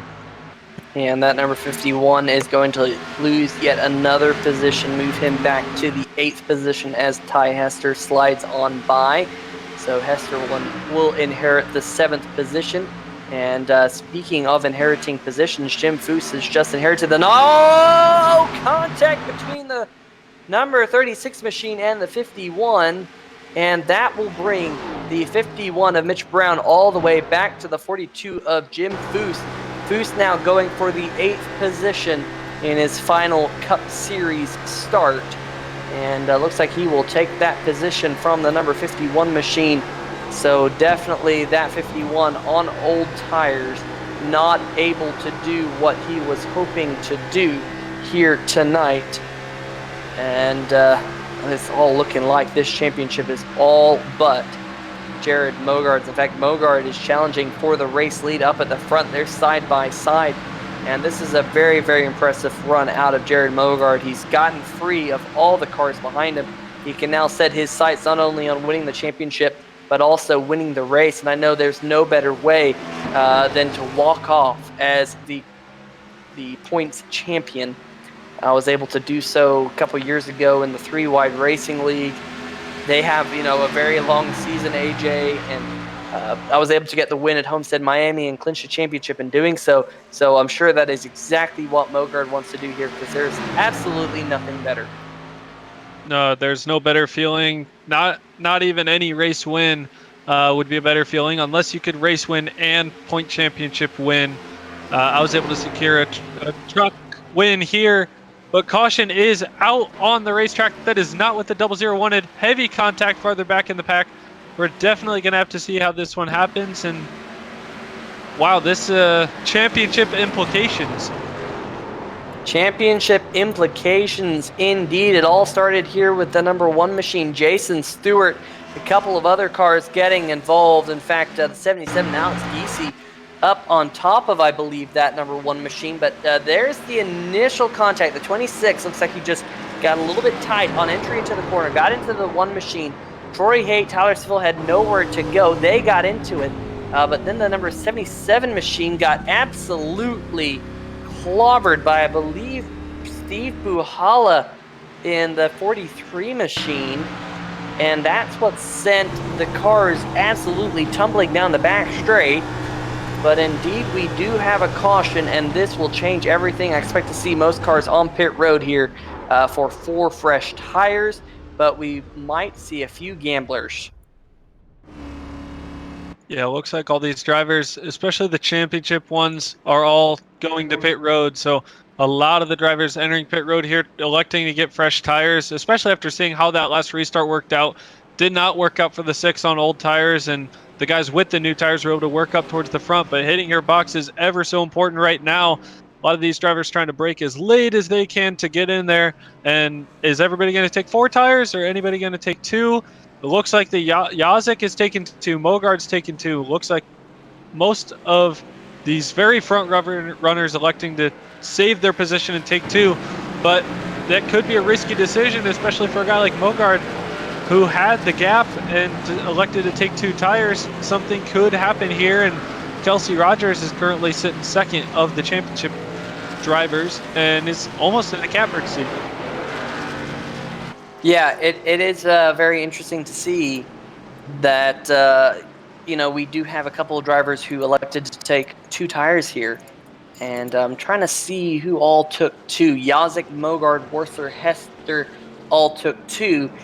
Kelsey Rogers looks like he's going to restart this race from the 7th position. He will be the first of the championship contenders on 4 tires. The first driver on 4 tires overall, however, is Jimmy McKee in the 5th position in the number 31 Nationwide machine. So good run for that 31 machine here tonight. 31 machine and the 29 and the 36 of Ty Hester, all 3 of those guys up here with a chance. And Brian Yazik, all these guys, non-championship drivers, don't want to get in the way and wreck anybody, but looking to play spoiler and end this year off with a bang and try to go win this thing. So like you said, 4 tires, 2 tires. If you were a driver there, what do you think is going to be the winning strategy? 4 or 2 or none? I think personally, Mogard has enough cars between himself and Kelsey Rogers that he will be able to close this one out for the championship. That is my personal opinion. There's about 4 cars in between himself and Kelsey Rogers. There's only going to be about 3 or so laps to go once we do go back to green flag racing. We're going to get the 4 to go this time by. I expect to see pace car lights off this time. But I think Mogard's done enough. If I'm Kelsey Rogers, though, man, I am not lifting. I am absolutely not lifting in that number 35 machine. He's so close to getting a good finish here and getting a championship. He can't be held back by any of these other cars around him. He's going to have to do what he needs to do to get this win. But he'll be restarting from the 7th position, while Mogard will start from the outside of the front row. It'll be imperative that that 00 gets a good restart. You can see that Mitch Brown will restart in 9th, Jared Haggerty 11th. So if this number 35 machine, and I say number 35, but also we have to factor in the 31 and the 24, the first 2 cars on 4 fresh tires. If they can open a door for getting up towards the front, and if we get a few green-white checkers, this race could be completely turned on its head, because we will go back to green flag racing 3 laps away, potentially, at least scheduled distance, from crowning this year's Sim Marketing Solutions Cup Series champion here in the American Sim Racing Series. Will we have the Sam Maxwell Customs Championship 200, or will there be more miles to go? Only time will tell, but the Ford Mustang will head down pit road for potentially the final time. Green flag back in the air. 3 laps to go at Homestead-Miami, and Brian Yazik got a fantastic restart in that number 55 machine. But was it too good of a restart? You can already see some of these drivers who took 2 tires possibly getting a little bit sideways. Oh, Mogard's around! No, Mogard saved it! Well, how did he save that? I don't know, but that is absolutely disaster for the championship contender. I thought that was going to be Mogard's season, but up at the front, Mogard got a little bit of a nudge from, I believe, the 31 machine. Now Will Worcester sideways and almost out of control. And this is absolutely crazy because we're now side by side for the championship as Kelsey Rogers going in the middle, Mitch Brown to his inside. This is absolutely crazy. This race has been turned on its head, and the 36 of Ty Hester sliding on the racetrack, 4 wide down the backstretch.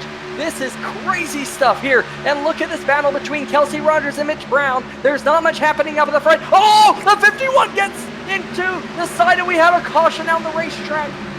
And oh my goodness, I believe that would be the 29 of Will Worsler and the 11 Tyler Seville.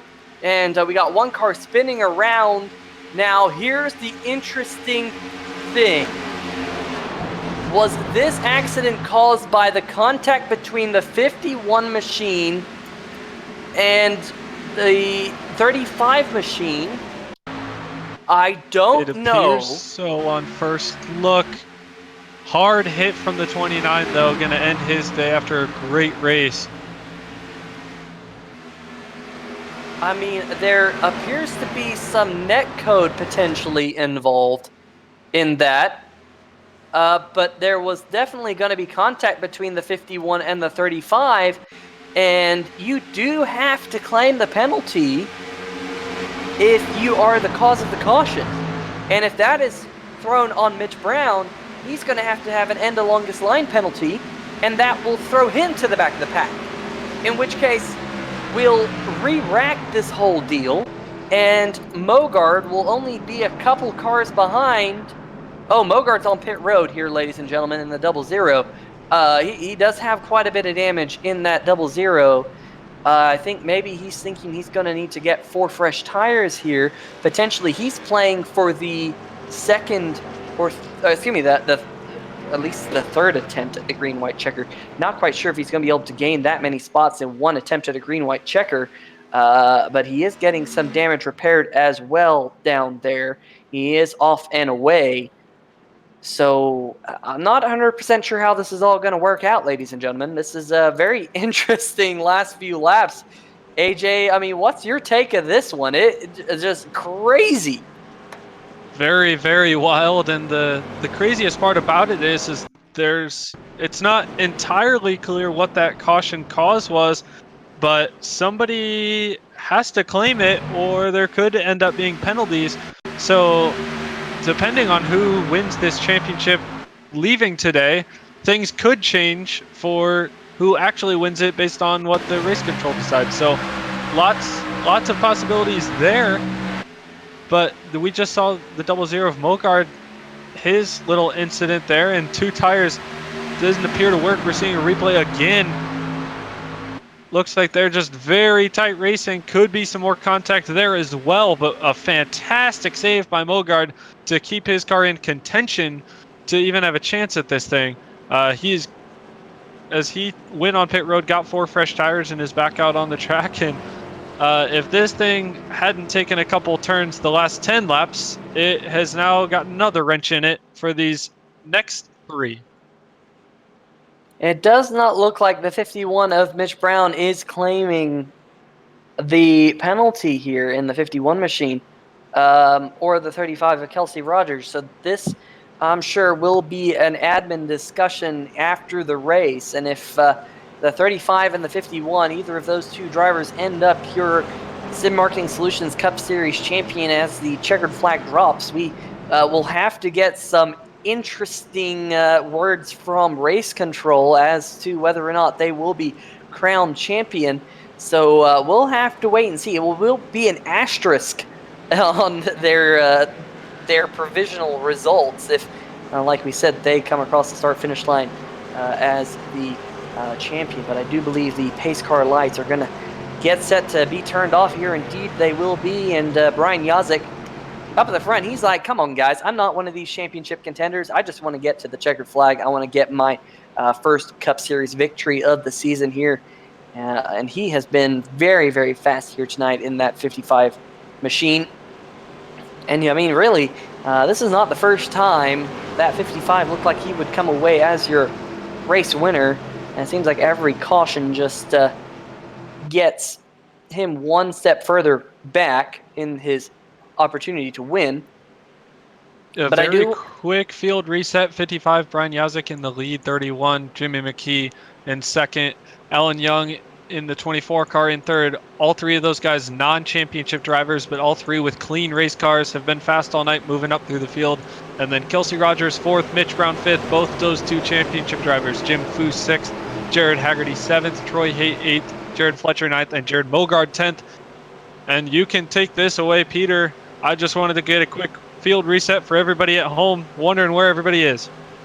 Absolutely, and don't forget that number 31 of Jimmy McKee. Last time he was on pit road, he took 4 tires. Yazik only took 2, but we'll see how this all plays out as the green flag back in the air. And the 55 of Yazik getting a really good restart. The 31 of McKee's going to drop down in front of the 24 of Alan Young, who's now worked himself up into the top 3. The 35 of Kelsey Rogers is going to cut down in behind the number 24 machine, and here comes the 51 of Mitch Brown underneath the 35 of Kelsey Rogers as they head down the backstretch. The battle between the 35 and the 51 is for the championship. The battle between the 31 and the 55 is for the race lead. Here we go, going off into turn number 3 and 4. More contact between the 51 and the 35. 35 up in the wall, and the 35 comes down the racetrack. We're wrecking from behind. And caution flag back in the air. Jim Foose in his last career Cup Series starting. Kelsey Rogers clobbers the 06 machine. And my, oh my, oh my, that just about wraps the 35 night up. And Jared Haggerty as well involved. You're one of your other championship contenders, not how their night wanted to end. That is absolute disaster for both the 35 and the 6. Let's see what happened here riding on board with the 6 machine. There's that initial contact, and the 35 went up to the outside wall. Nothing the 6 could do, got clipped in the right rear.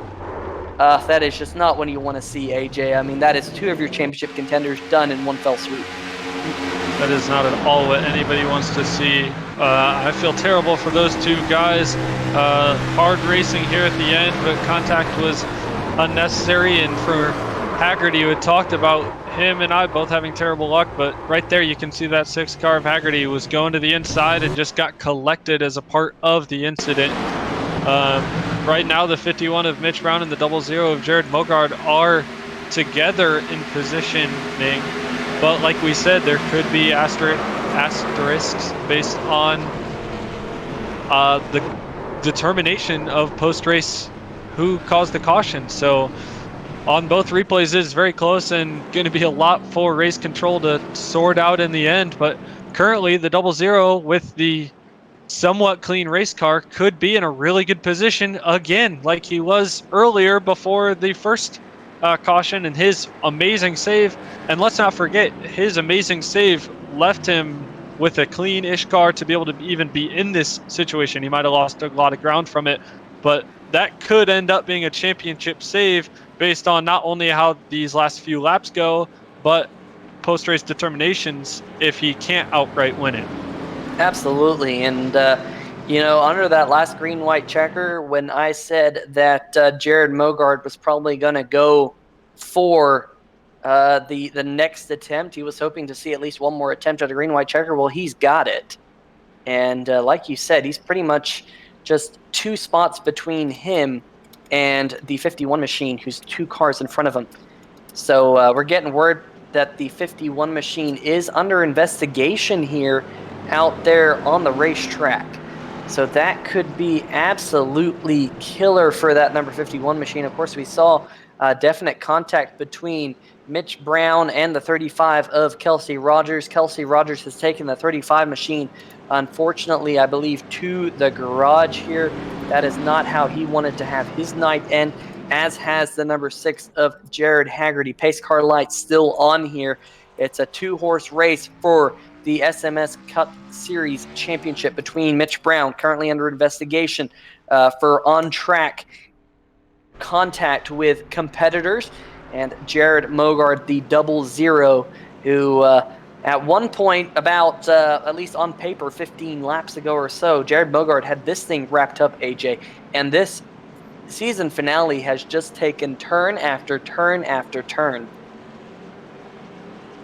Yeah, this championship finale has taken lots of turns, lots of wrenches being thrown in it. The craziest thing is that not only we've had some great racing for the race win between Yazik and McKee with Alan Young sitting right there, but lots of this championship implications that we've been watching over this whole thing. And with the 51 under investigation, you have to wonder if it's based solely on one of the two incidents or if a culmination of the two could lead to anything. But the 00 right now, he can't really be hoping for a certain call from the officials. He needs to go and outright win this thing. No ifs, ands, or buts about it. And that's going to be his job and what he's going to try to do here. He doesn't have the cleanest race car, but it's running, and that's all that he can ask for. And sadly for the 35 and 6, neither of them have that opportunity due to the last caution there. Absolutely. Well, let's see what this next attempt at a green-white checker will have. Brian Yazik is your race leader. Jimmy McKee will start to his outside. Alan Young, 3rd. 4th position, Mitch Brown, the first of your championship contenders, still left in the field. Jim Foose will start inside the top 5 from 5th. And starting in 6th, Jared Mogard in the 00. Keep an eye on those the bright red 51 machine and the bright red 00 right behind him. Those are your two drivers trying to get the SMS Cup Series Championship. That outside line just did not get going. And Jared Mogard's going to jump to the outside of Mitch Brown here going off into turn number 1. Remember, Mogard's got a few lap fresher tires than the 51 of Mitch Brown, as the 31 of Jimmy McKee cuts down in front of the 51 machine, as we are now side by side for the second position between Jimmy McKee and the 24 of Alan Young. Alan Young going to the inside of the 55 machine. What's Yaza going to do? Remember, clean air out front has been king all day long. Mitch Brown going to the middle of the racetrack. They're 3 wide now for the second position. What's Mogard going to do? Is Mogard just going to play this one safe? Does Mogard think that the race will be the championship will be decided based on there's almost contact. There is contact between the 51 and the 31 machine. 00 going up the middle. Jared Mogard. And what's Mogard going to do? 3 wide for the championship. The 24 Alan Young's going to send it into turn number 3. Contact between your two leaders. Mogard and the 51's broken free. The 55 is around. What on earth? And the 51's going to come to the start-finish line, take the checkered flag. And who came second? I think it was the one machine, Jason Stewart, who came home in second. Jim Foose, 3rd. But Jared Mogard comes home 7th with a wrecked race car. And the 55 of Brian Yazik in the inside wall led the last lap. My, oh my, this is going to be a crazy call by the officials. The 51, I believe, is still under investigation. Haven't heard anything of whether or not the 51 machine has actually won this race or whether he's won the championship after the contact that was out there on the racetrack. But perhaps we're seeing Jason Stewart, who lost a win back at Darlington Speedway, possibly come home with a win if the 51 is penalized. The 00 is thinking perhaps that he might have won the championship. He's doing burnouts out there. I don't know. This was absolutely crazy. I don't know. I don't know how to call this one. This was This is gonna lay onto the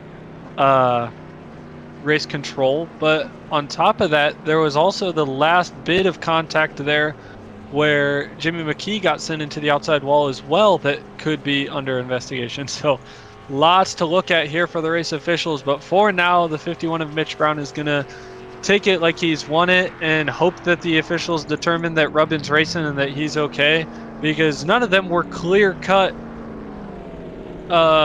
penalties, but it's going to be close, and anything could be determined at this point. It's going to be up to the race control, but we're looking right now the unofficial results currently listed on the screen there, with Mitch Brown, your race winner, Jason Stewart in second, and Jim Foose in his last race coming home in third unofficially. It's going to be really interesting to see how this all plays out.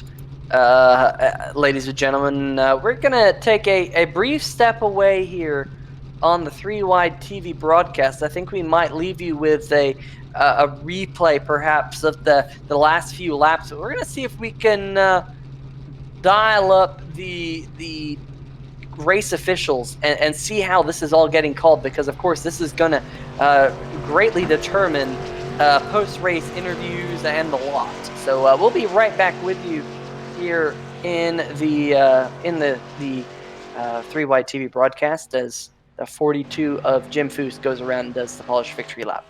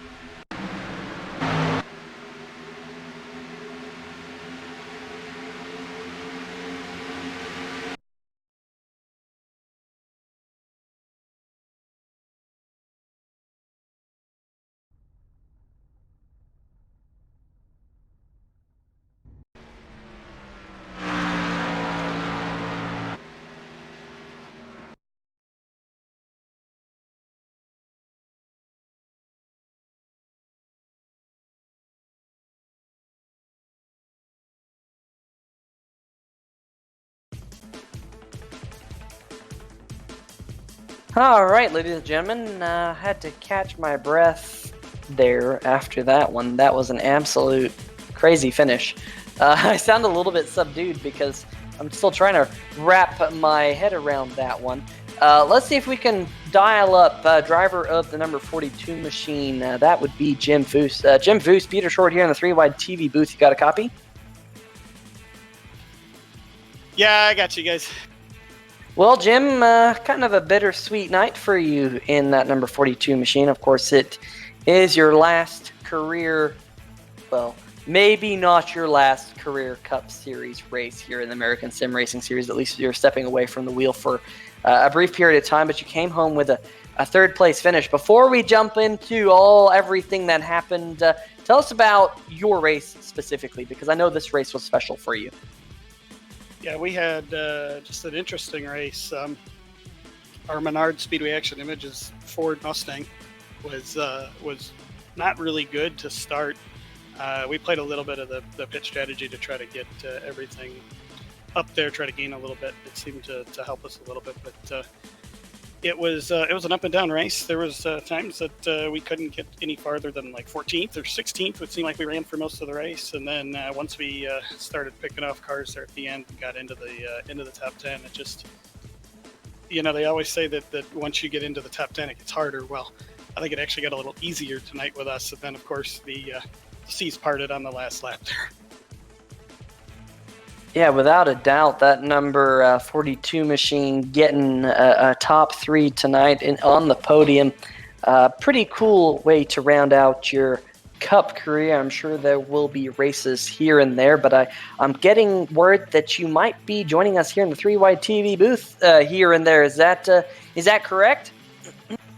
That is actually correct. So I think I was submitting my schedule to Carlos tomorrow, and worked on it yesterday. So we could be up in the booth for about 20 or so races next year, and just kind of hang out with you guys. The races that you won't need a second admin. The short tracks, we're going to use the second admin for their getting cautions cleared and making claims and all that stuff. But the bigger tracks, we're able to not have to do that. So should be pretty fun, and at least this time when I get up there, it won't be because I'm suspended from the truck race like Rockingham a few months ago. So we'll be really happy to get up there.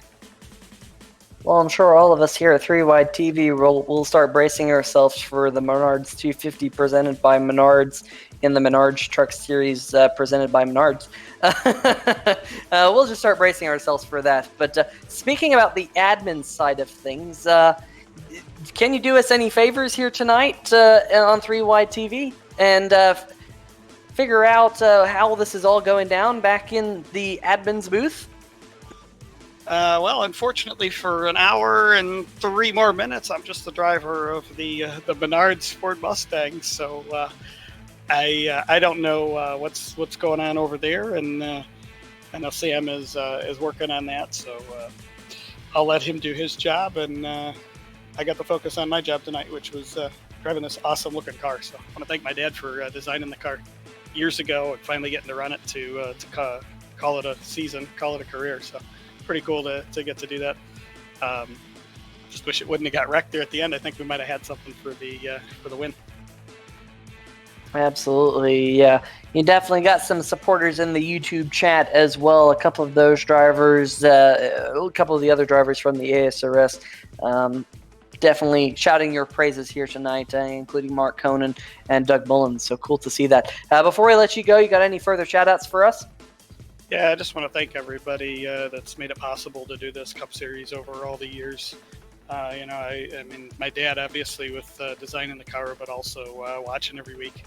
It's pretty cool to have that. The whole family, everybody there.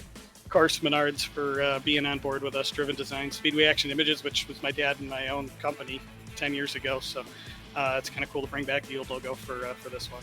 Just everybody that makes it possible. Ford Performance for giving us an awesome Mustang tonight. Sam Maxwell Customs, American Regardless. Just happy with everything, and excited to be here. Excited that I get to get interviewed for actually something that I deserve, rather than getting pulled down for owning the league or not racing after this race or anything like that. So pretty cool to be up here with you guys for actually getting a third place finish.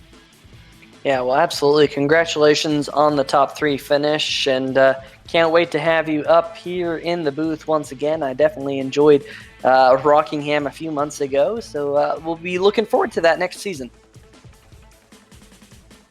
Yeah, definitely. Looks like maybe Daytona, and if not Daytona, probably the first Las Vegas race. You guys will have me up there. So hope the food is pretty good up. Well, that's one thing our producer does a good job of, giving us pretty darn good food. All right, Jim, we'll talk to you later, but we'll see you around for sure. Yep, thanks, guys. And 2 more races to try to win the Truck Series Championship and the Premier Series Championship for me. So excited to roll into them. Absolutely. Well, ladies and gentlemen, that is your third place finisher here tonight, Jim Foose. We'll see who AJ Digby has caught up with here. AJ, who have you caught up with? I'm going to catch up with the 6 of Jared Haggerty, still walking up to his car. The 6 of Jared Haggerty, great race, great strategy calls, and just disappointing finish for you. Just kind of give us an overall summary of your night. Oh, it was a great race overall. We had a good strategy. We knew we couldn't beat those guys on the long run. They were just killing us every single day. I mean, all day they were killing us on those long runs, and I had to try something different. We made a call, and it was working out for us. And if that caution didn't come out, I think we probably might have had something for him. But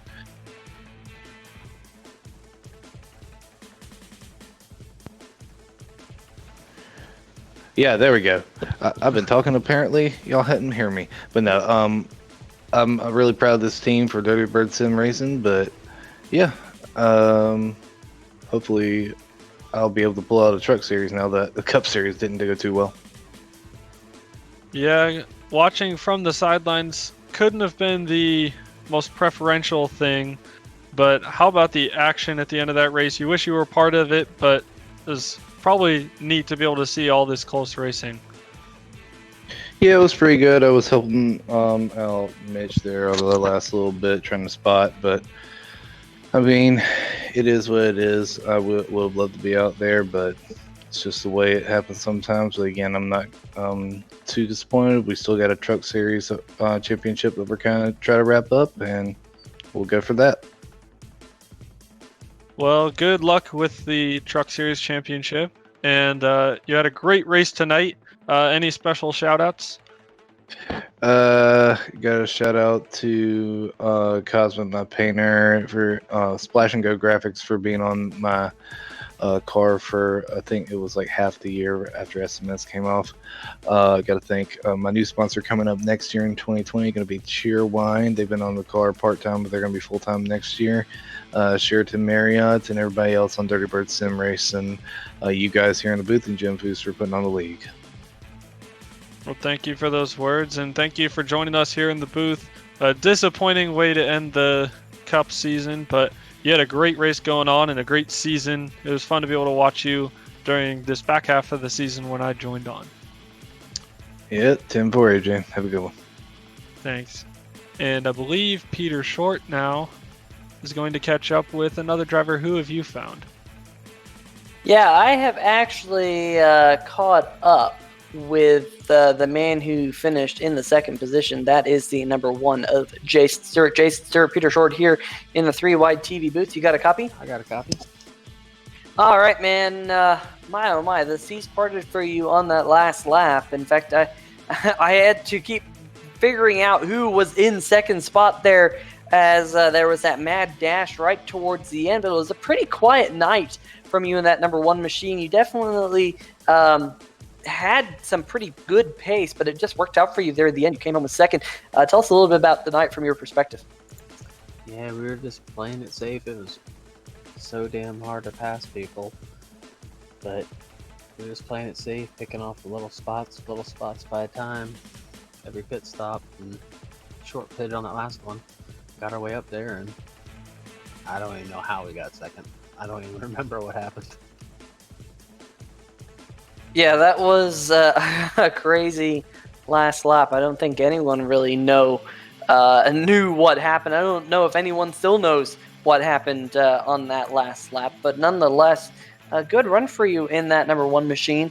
You haven't had the greatest of Cup Series seasons. You just barely missed the playoffs. You're 13th in points. How important is it for you to come out of this last race, at least on the Premier Series side of things, to have a good top 5 finish? It definitely helps us in the Premier Series points. That's what we're still kind of in it.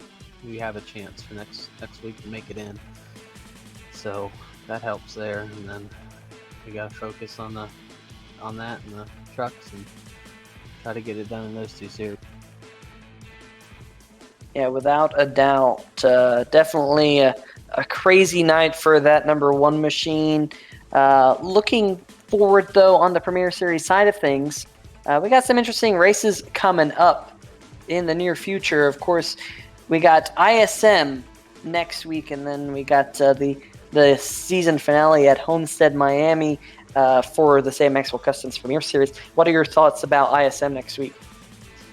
That's one of my best racetracks, so as long as I don't get wrecked like I got wrecked out of the other championships, we'll be good. All right. Before we let you go, you got any shout-outs for us?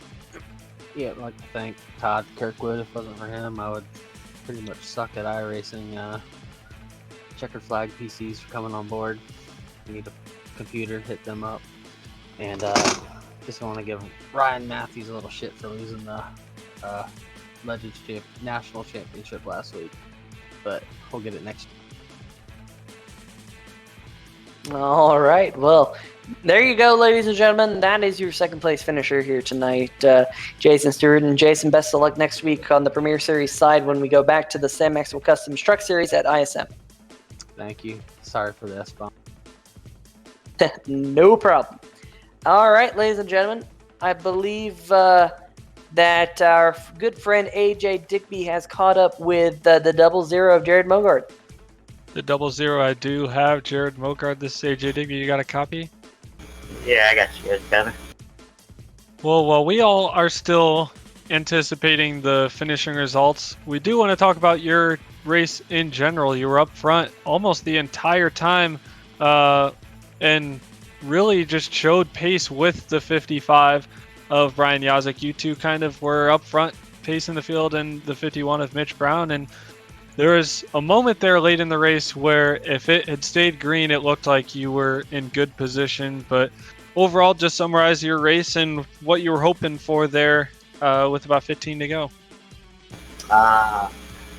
Yeah, it was a good race. We did everything we needed to do and everything I planned on doing. And like you said, it was shaping up to work according to plan. And, we had a shot at the win there toward the end with Yazek. I don't know if we could have got by him, but, we were obviously content on the second there. And get them late race yellows. And, yeah, the rest is history, I guess.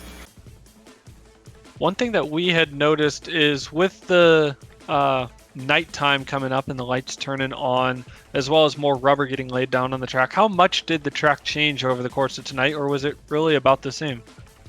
To me, I'd say it about the same. I think it might have freed up just a little bit, but it was, for me, it was pretty much the same. I actually figured out a couple things that'll help us when we come back here in a couple of weeks for the truck championship. So, so that's good that we kind of figured something out there. But, yeah, for me, it stayed the same. The top didn't come in as much as I thought it was going to. But, yeah, it was relatively even throughout the whole night. Speaking of coming back for the second championship, you got ISM and Phoenix coming up, and then Homestead again after that. How do you feel about Phoenix? Yeah, I think like we said last week, we'll go to Phoenix and just try and survive, get a decent finish, and move on to Homestead and try and get it done there again. Like you guys, we'll wait and see what the results are. I'd say it'll be interesting to see how they do it. Hopefully they make the right call, and we'll see what happens. And yeah, we're looking forward to 2 weeks already. Last thing, just any special shout-outs before we let you go? Yeah, I got to thank Splash and Go Graphics, Power Computers, Cup Series reports, all the boys in IMOSRN. A couple of my buddies watching. Thanks for watching. Thanks all the fans for watching, and you guys for the broadcast. And I think we'll be just like you and sit and wait and see what the final results are. Yeah, we are sitting waiting indeed, but in the meantime, you had a fantastic race. Congratulations on the race, regardless of the finish. It was really fun to be able to watch you up towards the front making moves all day. And we saw Are You Ready on the back of your car, and we're very much ready. Yeah, we were ready. We'll just, as of now, came up a little bit short, but like I said, we'll see what happens. So, appreciate you guys for everything you've done. It's been fun hanging out with you guys and doing the broadcast, and your guys' support all year long too. So we appreciate it, and glad you're here with us for the rest of the year.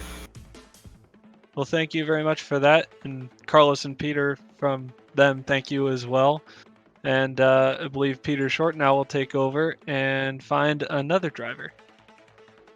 Yeah, that was definitely very well versed from the 00 machine. As I now head over to the unofficial race winner, the 51 of Mitch Brown. Mitch Brown, you got a copy? Yes, sir. Well, my oh my! I think we heard earlier in the race from Jared Haggerty that towards the end of the race he'd get his elbows up, and when push comes to shove, well, a little bit of shoving might be necessary. So take us through those last few laps on board with that 51, of course, on your way to unofficially becoming the Cup Series champion. Well, that the second green white checker definitely helped us out. And like you said, elbows up, and you gotta do what you gotta do. People might not like it, but you can't just sit there and let the championship just walk away from you. You gotta do something with it. So if people don't like it, that's not my problem. So if I did what I had to do, did I do stuff wrong? Maybe I did. I do apologize to some people that I got into tonight. Some people had door slammed. I was driving angry, but I can't sit there and let everyone pass me by and just give up. I gotta have some kind of effort and fight left. Because if I didn't fight for those positions, then at the end of the race, who knows? I would have been in that spot, and I wouldn't have the opportunity to get to the 00's back bumper. So it is what it is. Yeah, definitely a very exciting finish. We were 4 wide, 5 wide. There were some crazy moments in this one, but you were able to come across the start-finish line first. Going into that last lap, you were right behind Mogard. What was going through your mind when you saw the contact just up ahead between the 24 and the 55? I to be honest, I didn't even know they were they were spinning. I did see Allen get to the apron a little bit, and I thought he saved it. And I saw Mogard in front of me, so I gave him a little bumper, and Allen was sideways. I gave Mogard another bumper, and I guess he got into Allen that was spinning, and everyone else wrecked, and I went on to win the race and ultimately the championship. But yeah, that's pretty much it.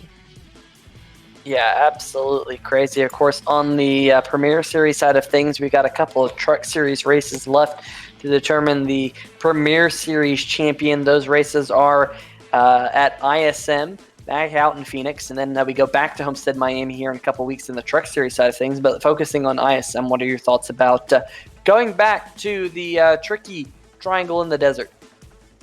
We'll see what happens. Hopefully have a good run there, and hopefully we can come back to Homestead and try to repeat what we did tonight. But hopefully the officials make the right call tonight, and don't do anything that's uncalled for, as I would like to say. But we'll just take it race by race and just see how it goes from there. Absolutely. Before we let you go, you got any shout-outs for us? All right, I'll go down the list. I gotta thank Patriot Marketing, Meeting, and Services. I gotta thank the Boss Man Grant for sponsoring me this whole rest of the season. Shout out to him. He's a great guy. Gotta thank Splash and Go Graphics. Cosman paints all my cars. If you ever need one, hit Splash and Go Graphics on Facebook. Great guy. Reasonable pricing. He paints some absolute fantastic cars. I'm sure you saw the One Cars car tonight. That was also painted by Splash and Go. Very nice car. Gotta also thank Todd Kirkwood for sponsoring me for most of the year and helping me out with sponsorship and stuff like that. Gotta thank all my teammates. Gotta thank Jason. Gotta thank Tim. Gotta thank Jared. Everyone at Dirty Bird. All the boys back at the shop. Jim and Sam for putting on a good league. officiating and admitting it clean and fair to the best of their abilities each and every week. I know it's a tough job for both of those guys to have to make a decisive call, and this one's going to be a very tough one, but hopefully they make the right decision. And last but not least, gotta thank you guys. You guys do an amazing job each and every week, and hopefully these last 2 races for the Truck Series are good or as good as this one was tonight. So just want to thank you guys for that. Yeah, ladies and gentlemen, just realize this is just one of a few championships that we get to crown here in the American Sim Racing Series. So we have both the Truck Series and the Premier Series titles still up for grab. Of course, both of those sponsored by Sam Maxwell Customs. But at least for now, the Sim Marketing Solutions Series has wrapped up. And Mitch Brown, hopefully, like you said, hopefully things go in your favor for yourself. And nonetheless, if it doesn't go your way, we'll see you, I'm sure, next week on the racetrack. All right. Hey, there's champagne in my trailer. If anyone wants to join me, I'll be drinking there. All right. Well, I know where I'll be after this is all said and done. Everyone, that is the driver of the number 51 machine. Came across the line first here tonight of Mitch Brown. Well, AJ, oh boy, that was an absolute crazy one. You can see the sparks flying here on the 3-wide TV broadcast in the slow-mo. This is, I believe, on board perhaps with the 50. I think this is a 55 machine. And how close it was for Brian Yazik. And I mentioned this early in the race, that Brian Yazik has had the worst luck out of anyone in this series. He's been close to wins now.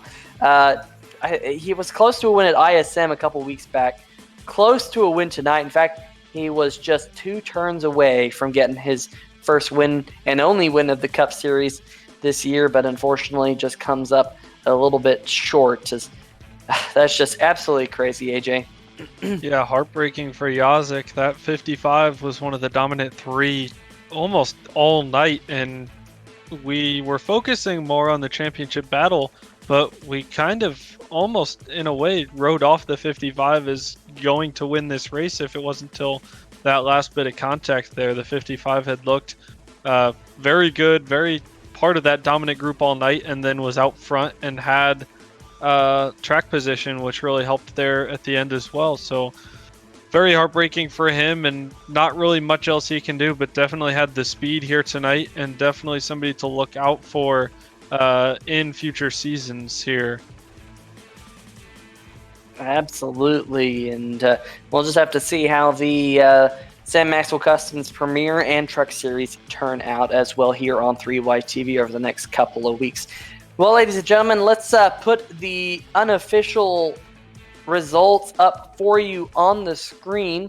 As we wait, there they are. Mitch Brown unofficially comes home as your race winner and also the Sim Marketing Solutions Cup Series champion. We'll leave that with an asterisk. We'll see how everything goes down midweek once the penalties may or may not be displayed. Jason Stewart comes home with a second place finish here tonight. Jim Foose rounds out his ASRS Cup Series career with a podium finish. Jimmy McKee comes home fourth. Tyler Seville had a crazy up-down night, got involved in a couple of accidents, but was able to rebound for a fifth place finish. Jared Mogard, likewise, coming home in sixth. Jared Mogard could walk away with a championship if the penalties are announced such that he would be able to get it, but only time will tell.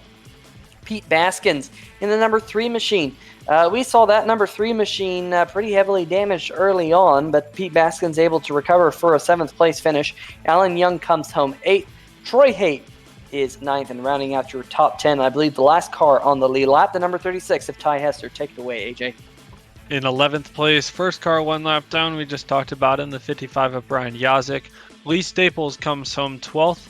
Richard Fletcher comes home 13th. The 41 of Tim Knott, 3 laps down in 14th. I think I said Richard Fletcher, 13th was him. Kelsey Rogers, 15th position in the 35. Jared Haggerty in the 6 came home 16th. Jack Wells in the 06 came home 17th. Andy Veltman came home 18th. Cody Speaker in 19th. And Will Worsler ends up in 20th. And then the last 5 drivers to start this race, Alex Giese, Steve Puhala, Edward Bray, Jonathan Holstein, and Jordan Harnish. Mitch Brown led 68 of the laps here tonight and was the first car to come across the start-finish line. We were going to try and get you a final view, but unfortunately, the iRacing server has gone down, as it tends to do about 15-20 minutes after the checkered flag, and that is why you now see a black screen behind it. So unfortunately, we weren't able to get the last view. I know a couple of people were hoping to see one more onboard with the number 51 machine. Jay Grabil in the chat. Unfortunately, we can't get that for you. We were lining him up. He says conspiracy in the chat. That's a pretty good one. But absolutely crazy night, AJ. I'm sure we will see more crazy finishes over the next 2 weeks in the Sam Maxwell Customs Truck Series. I'm definitely looking forward to those races here on 3Wide TV. Any final thoughts, AJ?